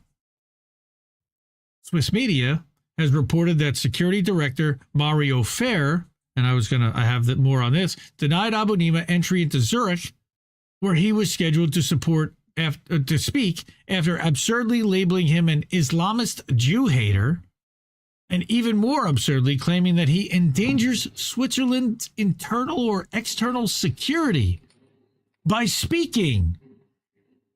Swiss media also reported that this designation came out in part based on the fact that Thomas Patsko called Abu Nima, quote, a mouthpiece for Hamas. No, but okay. Patsko is a board member of Never Again Is Now, only for Israel, of course, only for the Jews in his mind, the Zionists. All right. A think tank that claims to be a nonprofit organization dedicated to combating anti-Semitism, quote unquote, and anti-Semitic, anti-Septicism. So it's similar to the ADL, probably dog shit. But which is clearly a front for the state of Israel. Yes. All right. Never again, unless it's anybody else. Again, the website repeats numerous dubious Zionist talking points, including calling the West Bank Judea and Samaria, as I talked about with Elise Stefanik, and claiming that Jews were removed from Gaza in 2005 when Israel withdrew to provide the Palestinian leadership with an opportunity to autonomously govern. That's the story that my wife constantly comes back to me with. I'm going to be perfectly personal and honest with you. That they left them greenhouses and that Palestinians tore them down and turned them into military tunnels. I mean, she believes all the bullshit Hasbro. I don't know how to get her to stop buying it, but maybe someday she'll believe it when she sees all the destruction. Eventually, there won't be a choice, you know. The group also adopts the IHRA detention of anti-Semitism, or definition, not detention, but definition of anti-Semitism, which falsely includes statements such as comparisons of contemporary Israeli policy to that of the Nazis, while they occupy people, imprison them, and exterminate them. I can't imagine why anyone would compare them to Nazis. And claiming that the existence of a state of Israel is a racist endeavor when they maintain second-class citizens against Palestinians, even the ones that they consider to be quote-unquote Israeli citizens, but have no real voting rights. That's examples of anti-Semitism. They certainly can't serve in the Knesset either. All right. Anti-Semitic. Not at least to a majority. Yeah. Aside from the fact that these laws are a clear violation of free speech principles because they're, again, the only democracy in the Middle East, right? All right. The hypocrisy of them is outrageous. Because if Hamas are terrorists, then the Israeli government, which just spent the last year slaughtering Palestinians in Gaza, 70% of whom are women and children, and 90% of whom were civilians, certainly are at that point, wouldn't they be? Well, that's Brian Mast thinks that there are no innocent civilians in Gaza. We know that.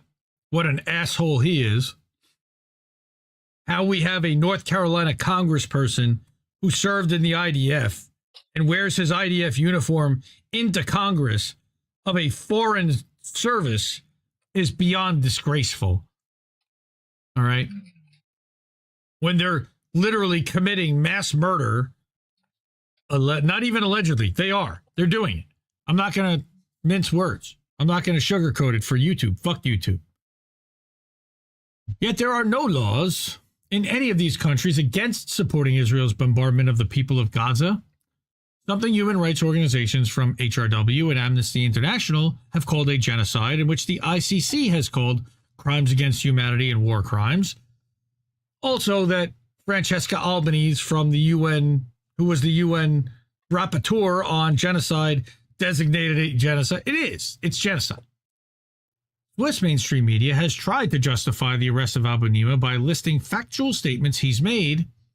The Swiss mainstream media outlet NZZ tried to back up the claims that he was an Islamist Jew hater, unquote, by citing him, saying that, quote, there is no credible evidence of a single rape on October 7th, which is something that even the mainstream Times of London has admitted, and for saying, quote, Israel killed its own people on October 7th, something that's been extensively documented in everything from the Israeli newspaper Haaretz to the Australian state broadcaster ABC News.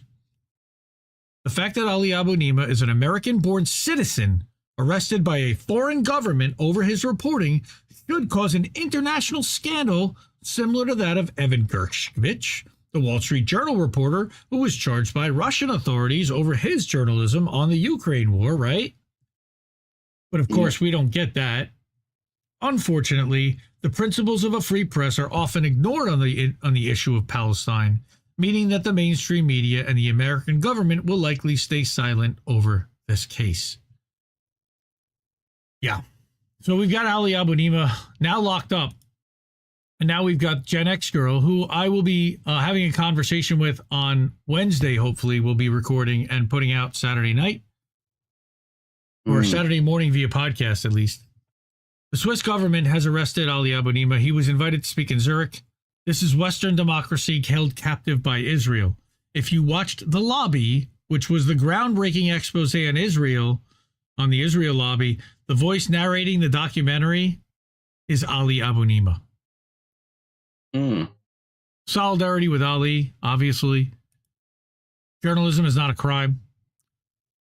Beyond Headlines, follow them if you haven't already at headline_beyond. All right. Ali Abunimah was arrested by Swiss police ahead of speaking event in Zurich.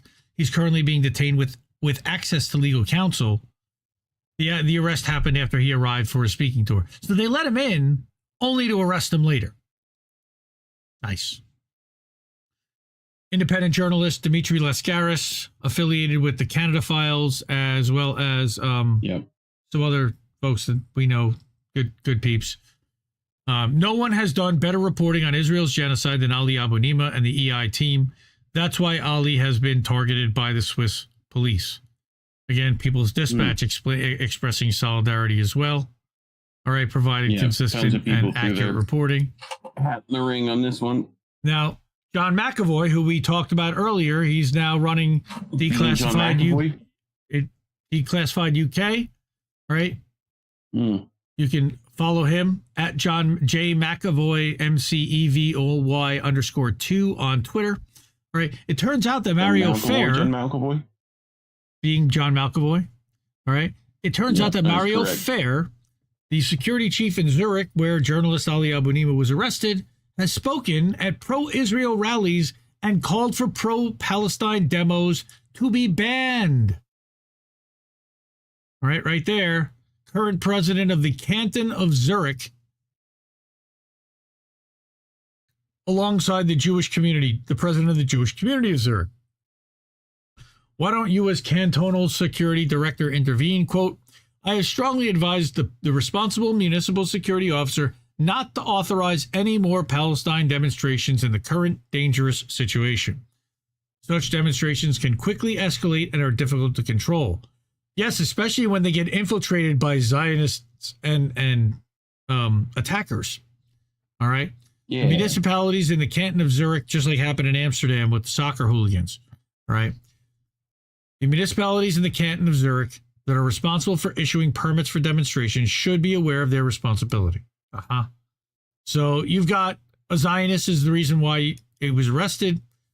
Now today, Ahmed Eldin, all right, who's another independent journalist, all right, Francesca, and you can see, I think that's Sanaa Saeed, some other people there.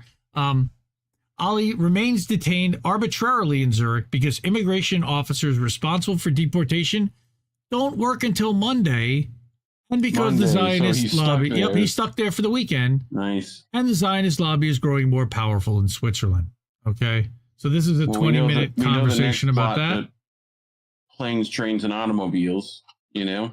Mm-hmm. So. Right. And then I wanted to finish by providing a link to a petition that Asa Winstanley posted for change.org to free and release below, I'm sure. I'm going to put it in the chats everywhere, but to release Ali Abunimah immediately, of course, because journalism is not a crime, as we have scrolling across. There's only one hashtag that goes across that ticker, and it's journalism is not a crime. All right. It started with Julian Assange. Oh, yeah. First they came for Assange. Didn't we say that? And they criminalized journalism and they criminalized, publishing classified material. It's been a fun time, let me tell you, independent journalism is under assault. All right. And getting truth from sources that are not corrupted by the Zionist lobby, by advertisers, by anyone who can be influenced by anything other than seeking out exactly what the hell happened from the people that are on the ground that it happened to. That's who we're trying to get the story from first, right? From the people themselves. And I think that's different for most. And I'm proud of that. It doesn't necessarily get us monetized, which is why we need your help. I am once again asking. No, take that guy, get that douchebag off the fucking board, please. I'm so sick of hearing his voice forever. Dude, Bernie, somebody sent me a link that he actually registered to run again for Senate in 2030. I think he's going to be 86 years old. That motherfucking sellout. Go away. Go away. All right. So anyway, I'm sorry to yell about some asshole because of that, but we love these people that are there. That's our wall of fame. I don't want to get negative when we have these people who we love so much and that are, a lot of them are still in chat right now. I don't know if JW's in chat. Jeremy Ward, he's good peeps. Love him to death. Amazon Piss Jugs over on Instagram. If you are not following him, you certainly should be. He's great. We got the Cynic. Cynic is out there. She had something happen today. Something. We're so sorry. I'm so, we hope that you'll be back soon. So whenever you get back, so many awesome people. Kamishwari Kate's here, and Mastermind Hours up there. Natalie Williams is up there. It's me, Sarah P's up there. Bad Cookies up there. A lot of people in chat already have supported this network. We're so grateful, really, so grateful. So, yeah, Stev Gill also, the Ironic Dome. That's correct. All right. What aren't pillows? I don't know what the conversation is, but I'm sure that was funny. Okay. Apparently the My Pillows guy stuff was Chinese. Oh boy. Who would have thunk? Mike Pillow? Oh boy. Chinese pillow. That's right. Chinese Phil. All right. Yep. Some of the Google Maps have come out about Gaza. And I don't know if you've seen these, but they're horrific. And I'm sorry to do this. This is what Biden officials, Asal Rad, called a limited operation in Rafah. The magnitude of their lies becomes clearer every day. I'm going to play this. This comes from UNRWA. This is drone footage. It's 1:25 of overhead of Rafah. Now, there was another video that's circulating around that Asal had put up that has Matthew Miller, Count Smirkula speaking over this, talking about how it would be a limited operation. This is, oh my God. I mean, that's just miles of destruction.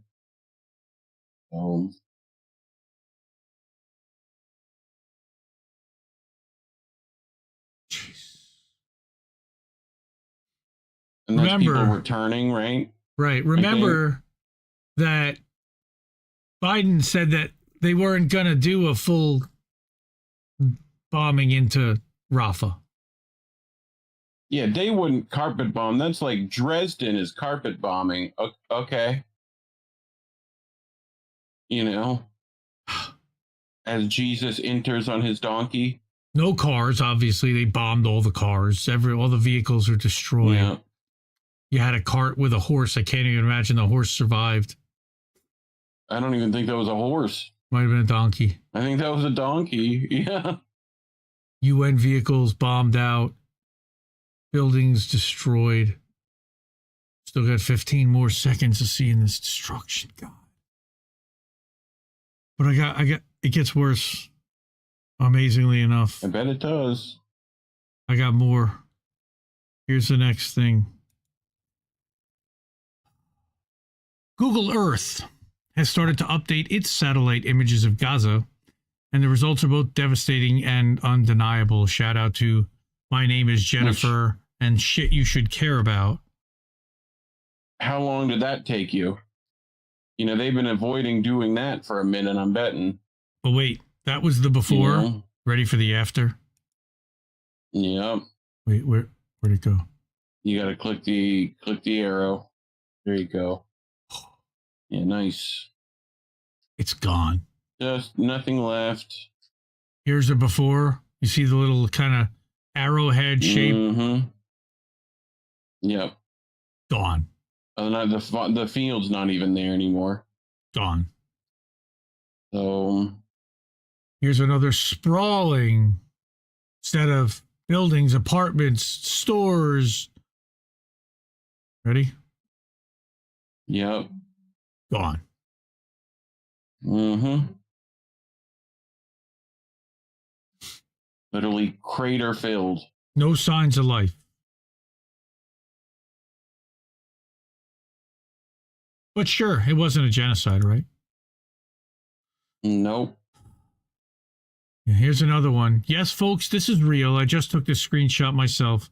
Pull up Beit Hanun in Google Maps and see this for yourself. Though it seems that likely Google will end up blurring this image at some point. Ready for this one? Yep. Look down there.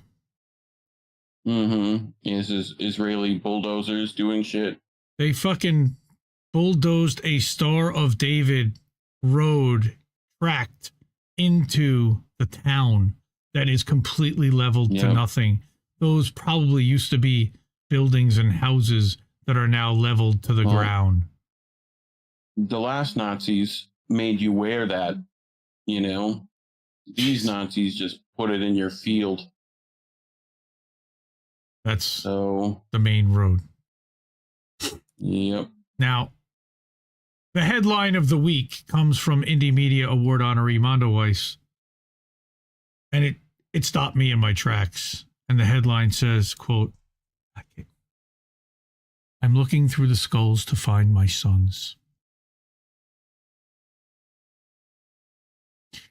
Palestinians dig through Gaza's rubble to search for their missing loved ones. This is a really long article by Tariq Hajjaj. I'm not going to go through it.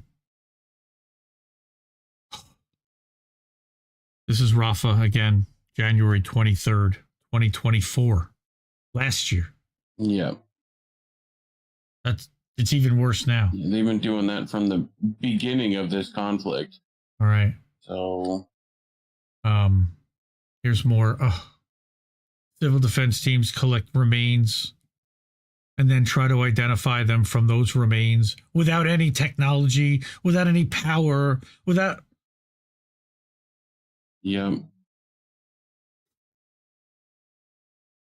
All right, I'm just going to show you some of the pictures. I mean, poor Mondo Weiss. Who else is giving you reporting like this? Mm-hmm. This is the remains of nearly 50 bodies from under the rubble of homes. Again, 2024, Khan Yunis, early January. This is a year ago. APA images. Again, these are all the stories of the people that are coming home. My sons were bombed in a place I know well, and I went to look for them there, but I don't think their bodies remained throughout the war. Maybe the dogs and cats dragged them to different places. Maybe the Israeli army removed them with bulldozers and tanks. Dozens of scenarios in his head. Can you imagine? You can't even find the remains of your children. Fuck these guys so bad. Mm-hmm.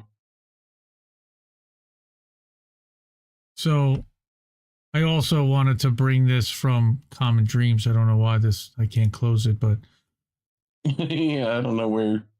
Yeah, close that bottom one. There you go. Jessica Corbett, another Indie Media Award honoree from Common Dreams, also 2022 honoree for Best Outlet, although they have gone really shit libby and TDSy lately. This was a good article and I wanted to bring it. They also had a Jake Johnson article about upward mobility, upward wealth transfer of $2 trillion last year. All right, where they got $2 trillion wealthier, the wealthiest. But this one, a pattern of genocide. Of course, we know, but here's another report detailing Israel's systematic destruction of the Gaza health system specifically. And this is also, by the way, what they're doing, what they did in Lebanon, and what they're probably now going to do in Syria, which is attack all the healthcare workers and the doctors so they can't help the sick. And the entire country ends up breaking down into squalor. So this is a new report from called The Systematic Destruction of Gaza's Healthcare System, a Pattern of Genocide. Builds on previous publications, including from UN entities and testimonies from medical professionals who've worked in Gaza since Israel launched October 7th, in the wake of October 7th, their retaliation, quote unquote. No, it's their massacre that they used October 7th as an excuse for 16 months to kill women and children every day and drop U.S. bombs. All right. Just disgraceful. The report argues that Israel's systematic campaign against Gaza's healthcare infrastructure as a whole is exemplified by the targeted destruction of Al-Shifa Hospital, which is the largest hospital in the occupied Palestinian territory and, quote, older than Israel itself. It also addresses all the other hospital attacks that happened, as well as on healthcare workers, ambulances, aid relief workers, and on the aid trucks that were coming in that had medical supplies. The fact that there was no anesthesia left to operate, that certain people were left to operate on their children without anesthesia, should never be forgotten and allowed to be forgiven, ever. Now, continuing Israel's theme of war crimes, ongoing war crimes, we also have an update from Eva Bartlett on Dr. Hussam Abu Safia, and it's not a good one, unfortunately. It's not, thankfully, it's not the worst news yet, but, this was the other day on January 24th. She wrote an article for RT on Gaza's beloved Dr. Hussam Abu Safia, abducted by the Israeli army in late December. People around the world are rightly very concerned about his well-being and that he not be tortured to death by the Israeli army, as they've already done to 3 Palestinian doctors from Gaza last year. Now, we covered this a couple weeks ago. All the medical professionals from around the world that were holding up the hashtag free Dr. Hussam Abu Safia. Yep. He, last we heard, was transferred to the worst prison there and was potentially being tortured. But we heard that from third hand from someone who was also a prisoner there, maybe, but also through Israel. So I don't know what I believe when it comes to that. But I wanted to give a shout out to Eva, who is keeping this alive. And I wanted to follow up that he is still missing, and they have ruled him as basically disappeared until at least February 15th and not even allowed to speak to counsel for refusing to leave the hospital when the IDF ordered him to, and refusing to leave his patients. Now,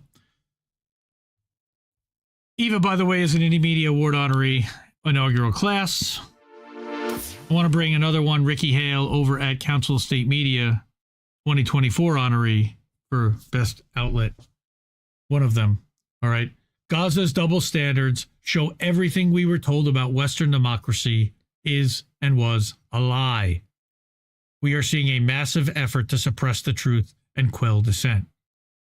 Like we just saw in Switzerland even. It's not even stretching. It's even extending beyond the U.S. and Great Britain and Israel, where they're trying to put a lid on it. Everywhere else around the world, they know the truth. And that's why they've all come to the UN and raised their hands to stop the genocide and call it a genocide and tell Israel to stop. What Ricky says is, if you want to know how institutional racism works, consider that Harvard Medical School canceled a class in which its students would have met with patients from Gaza. The excuse was given that the meeting would have been biased towards the victims of genocide because it would have been one-sided. God forbid we're biased towards the victims of genocide. God forbid. Well, if they were Jewish, it would have. Now, here's the thing. In order to not be one-sided, the class would have had to let Israelis explain why they really wanted to maim those Palestinians. Instead, Harvard decided it was best for its students to simply not learn about wartime healthcare. They just had to accept being less educated to avoid upsetting Zionists. In an email from Medical School Dean George O. Daly, class of 82, read, quote, "We are committed to exploring the most educationally rigorous means to teach and learn about the impact of war on the delivery of health care and on the health of affected populations, and to do so in a way that does not divide members of our community who hold disparate views." Huh? After the class was canceled, ready for this, the organizers planned to host the event as a student group, but they weren't allowed to do that either. What? Yeah. Just imagine telling a student group they weren't allowed to meet with Israeli patients. It would never happen, and anyone who suggested it would probably be fired. Given that Harvard admitted the reason for dropping the class was to avoid polarizing the school's affiliates, I'm going to go out on a limb and suggest they have Zionist backers, like Bill Ackman. Yeah. They probably own shares in the arms manufacturers supplying the IDF too. Remember that Jeffrey Epstein gave massive endowments to Harvard as well. Funded tons of science programs there. In case you didn't know, centrism means finding a middle ground between the victims and the perpetrators of a Holocaust. Inclusivity means pretending the concerns of both sides are equally valid, then silencing the victims so no one hears their concerns. That almost sounds like a Laura Kay line, so I'm not going to out Ricky there, but if the problem was the panel had only included Palestinian patients and not Israelis, they could have had a panel that's representative of the casualty rate in this war, quote unquote. That would mean about 1,000 Palestinians for every Israeli. We could let that one Israeli tell us that the other 1,000 panelists deserve to be maimed, and we could call them anti-Semites, and if they disagreed. I mean, that's just how we operate in the West now, I guess. That's how Piers Morgan operates, at least. The Harvard story is just one example of the effort the West is going to in order to suppress awareness of its war crimes in Gaza. Backflips. Over in the UK, things are somehow getting even worse. As we reported earlier, the British state has been smearing anti-genocide protesters, so it has an excuse to shut down their marches. One such example was a protest outside the BBC, which was stopped due to the police's abuse of the Public Order Act. As we said earlier, the protest was planned in response to the BBC's shocking coverage, Gaza coverage, which has been repeatedly called out by whistleblowers like Owen Jones. Police approved the protest to take place before Christmas, only to ban it due to non-existent quote-unquote security concerns. Weird. They rescheduled the protest for January 18th, only to backtrack because the synagogue was located, like I said, about a mile away from the march route. The route was then reversed, and the march was delayed to avoid clashing with the Sabbath service, but even that wasn't enough. Police decided the only way to protect the synagogue was to stop protesters going near the BBC? Yes. Okay. Can't have that. Police cordoned off the road so protesters went as far as they were allowed to go, and in a shocking act of terrorism, they laid flowers, like I said, among them Jeremy Corbyn. And, oh, look, there he is right there. Where's Jeremy? Where's Waldo? Terror. Terrorism. Terrorist. I should have had this earlier. Police ushered the protesters into Trafalgar Square and cattled them in, then selectively arrested whomever they wanted. Their prize targets were 2 elected members of Parliament, John McDonnell and Jeremy Corbyn. Jeremy Corbyn again issued the following statement on Twitter, which has been backed up by journalists, eyewitnesses, and camera footage. Quote, "I was part of a delegation of speakers." Again, we read this earlier. Metropolitan Police falsely accused him and John McDonnell of breaching the cordon, which they had not, after ushering them through, and they interviewed them under caution. The fear is that they will now use the Public Order Act to ban them from future protests, something they've done to other protesters, which we read from the guy who spoke to WSWS anonymously the other day. The claim was that protesters somehow posed a threat to a synagogue that was more than a mile away. The truth is that police ushered Corbyn and McDonnell through the cordon to set them up. It reminds me of the time Starmer set up Corbyn by helping him word a statement and then suspended him for making that statement. British politics is so unbelievably despicable. Jeremy Corbyn, of course, is the former leader of the opposition, and in 2017, he came within 2,000 votes of becoming prime minister. If he had won, we would not have spent the past 15 months supporting genocide. I don't think he would have been prime minister this long from 2017 to 2022 or 2024, but okay. The establishment is trying to punish Corbyn for being on the right side of history, just like he was all those years ago when he spoke so powerfully against the invasion of Iraq. If the British establishment hates one thing more than anything else, it's peacemakers that call out their lying and their warmongering. It's worth mentioning the protest ban was opposed by more than 1,000 Jews, including rabbis, but clearly they were the wrong kind of Jews and should be ignored. Again, very Laura-esque. I feel like she had a hand in writing this. Pathetically, the Met argued in a statement that they act without fear or favor, as though they're boldly standing up for the little guy against the powerful when they're doing the exact opposite. Ask yourself, the last time police rounded up Zionists for cheering on Israeli war crimes. Because that happens. You would think, given that we're a bastion of free speech and democratic values, the British press would be outraged by this blatant attack on our freedoms. Instead, they've been cheering it on. Thanks, Sean. Because everything we've been told about Western democracy is a lie. What a shock.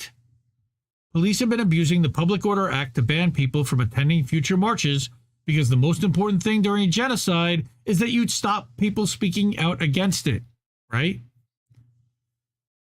Well, if you're the U.S. government, if you're the British government, the government's strategy is to quell all dissent because despite its best propaganda efforts, it has failed to win over the public.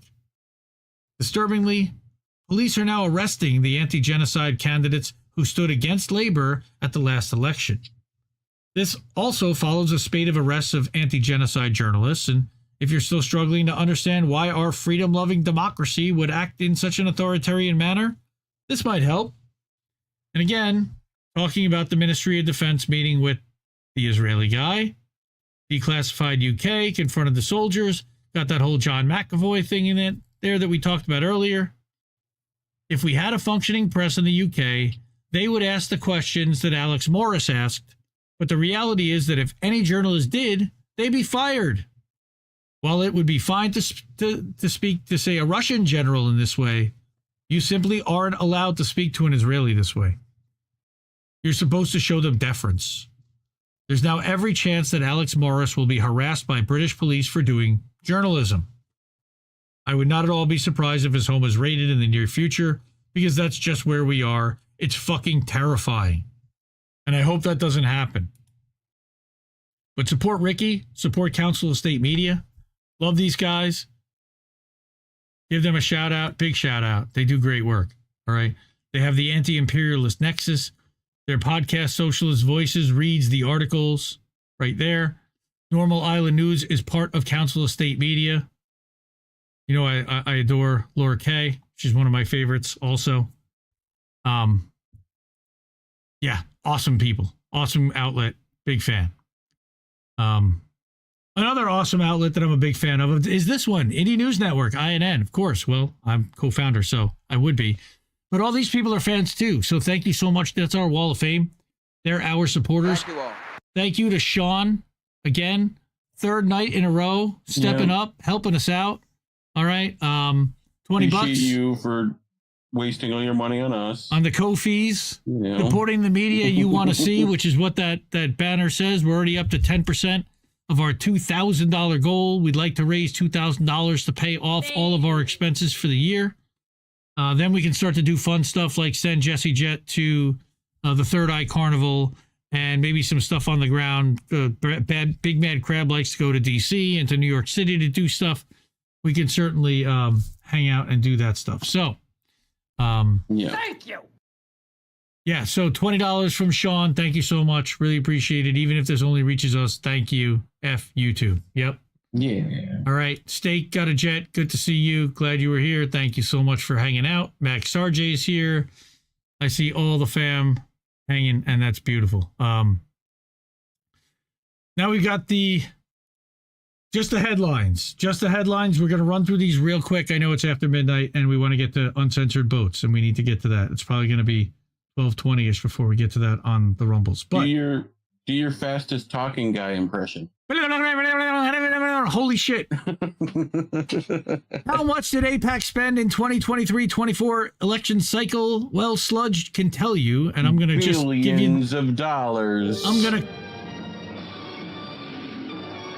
I'm going to cut to the chase and say that AIPAC's PAC and UDP spent nearly $126.9 million combined during the 2023-24 election cycle, according to the FEC.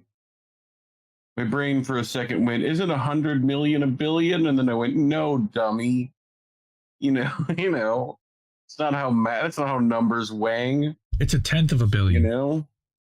But this includes more than $55 million in donations given to federal candidates, and at least $45 million of which went to the campaigns of members of the new Congress identified by Sludge. So they certainly got their money's worth. UDP made almost $61 million in disbursements. Again, read Sludge, readsludge.com. That's David Moore and Donnie, Donald Shaw. They do incredible work. Just the two of them run this outlet, and they do awesome work following the money. Next, World Socialist website. Again, I wanted to talk a little bit about the new wildfires that have popped up, and not even wildfires, but new fires in LA catastrophically 2 weeks after the original fires. Now we've got more fires, the Hughes fire. And I wanted to mention, we read a Fiorella thread earlier. Fiorella also published a extensive article about the California fires over on her Substack. So go check that out by all means. Talking about the Resnick Empire, about water, pistachio wars. All right. She's got a whole thing. So go check that out. FiorellaIsabel.substack.com. After the show, link will be in the description. Look at that. Oz made it in the chat. Isn't that nice? Nice. Look at him doing the thing. Our friend Keith McHenry, friend of the show, friend of the network, also wrote an article this week that I'd like everybody to go check out at anarchistcook.blog. Power Hungry, talking again about the left-right divide is mostly fiction. We all share the same struggles of paying our bills and keeping our families safe. All right? Go check that out by all means. Love Keith. Co-founder Food Not Bombs. I love Oz. We do love Oz, and I have a whole other thing which is stay away from my chickens, Oz. Yeah, and he is great and powerful Oz. That's why he needs to stay away from my chickens. All right, so this is a long article that I highly recommend everybody go read because it's super important and there's a lot of detail in here that I need everyone to look at. But I've never heard of this person before, but I saw this saying it'll be a pop quiz. You'll better read it. I'm in the automotive industry, or I came from the automotive industry, and I'm very interested about the conversion to electric vehicles and how this is being pushed by the oligarchy. EV owners are even more fucked than they know, and so are we, by the way. And this is a very long article that breaks down a whole bunch of different factors as to what happened during COVID lockdown and the supply chain stuff and how they pushed cheaper electrics, or you had to buy super expensive vehicles, gas vehicles. And now those electrics aren't working, which is driving up the cost of insurance. It's driving up the cost of parts. It's driving up the cost of the used car market because nobody wants to buy these things and they're upside down and they're financing at least tens of thousands of dollars. All right. Then you get into the whole thing. Well, why are we pushing towards EVs? Well, it turns out the Rockefellers and the Rothschilds divested of all of their fossil fuels and precious metals and went completely whole hog into ESG. All of that is in here. Holy crap. It's really deep. Check this one out for sure. All right. Then I wanted to give a shout out to Costco members who are aligned with the Teamsters, overwhelmingly voted to authorize a strike. 85% of them voted to authorize a strike last week. So we may end up seeing Costco workers on strike.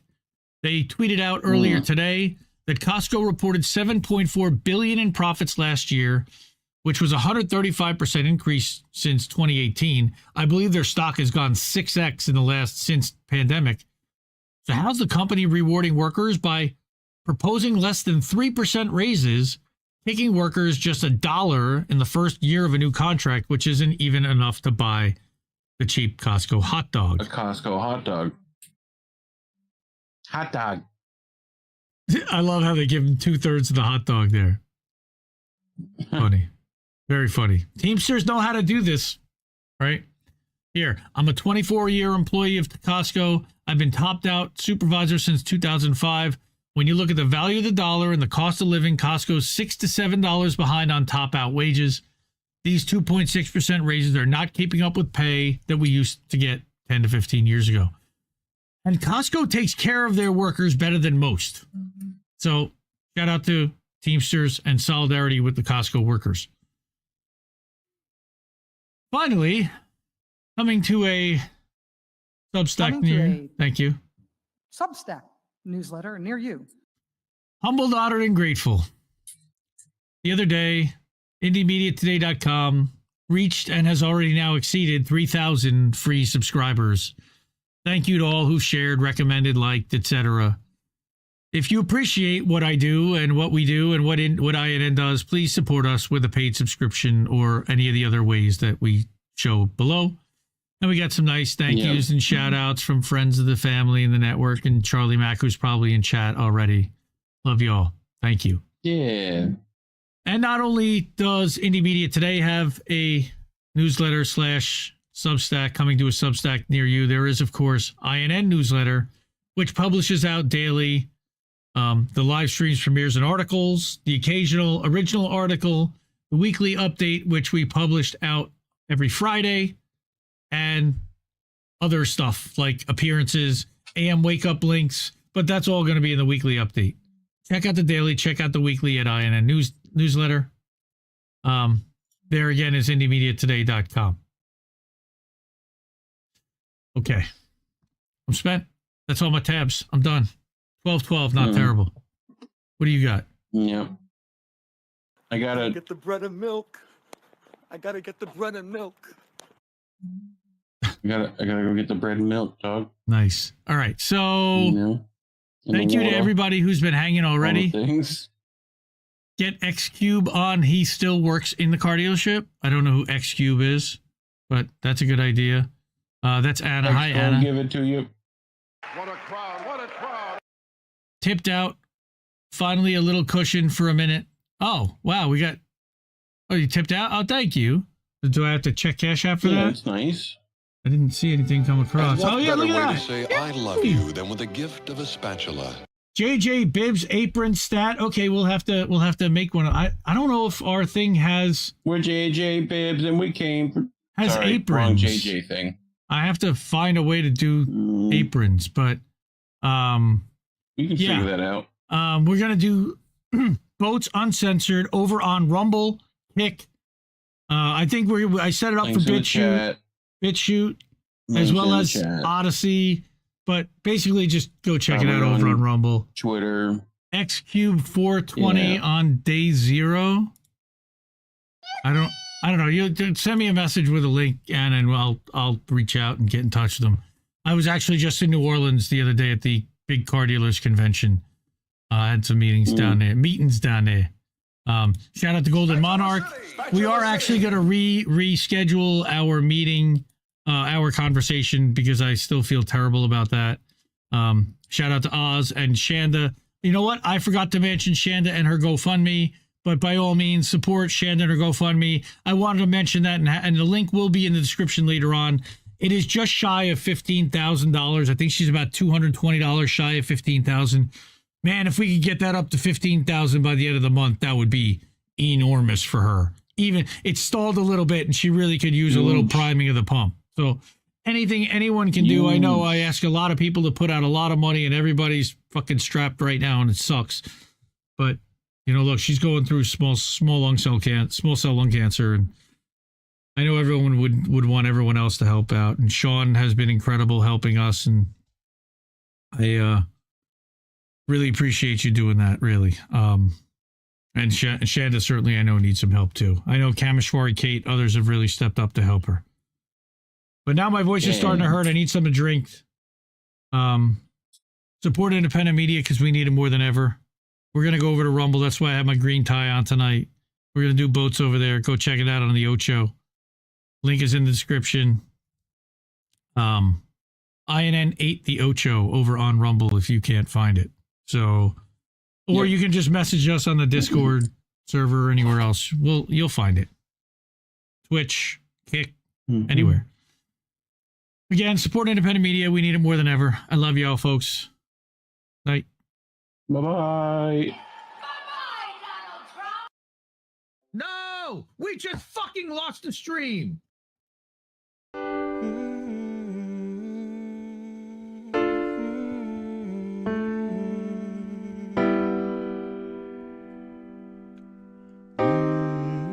I think I liked it better being blind, when I couldn't read between the lines, and when I couldn't see the cracks in the structure that lay bare before me the whole time. I think I liked it better back when I suspended disbelief and swallowed pride.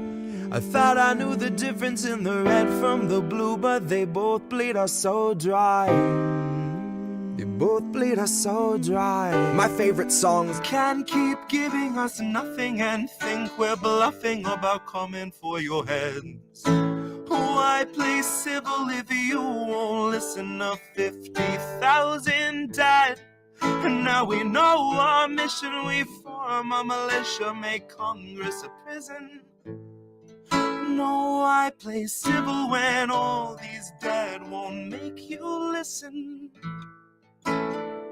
What's more American than slaying your oppressors?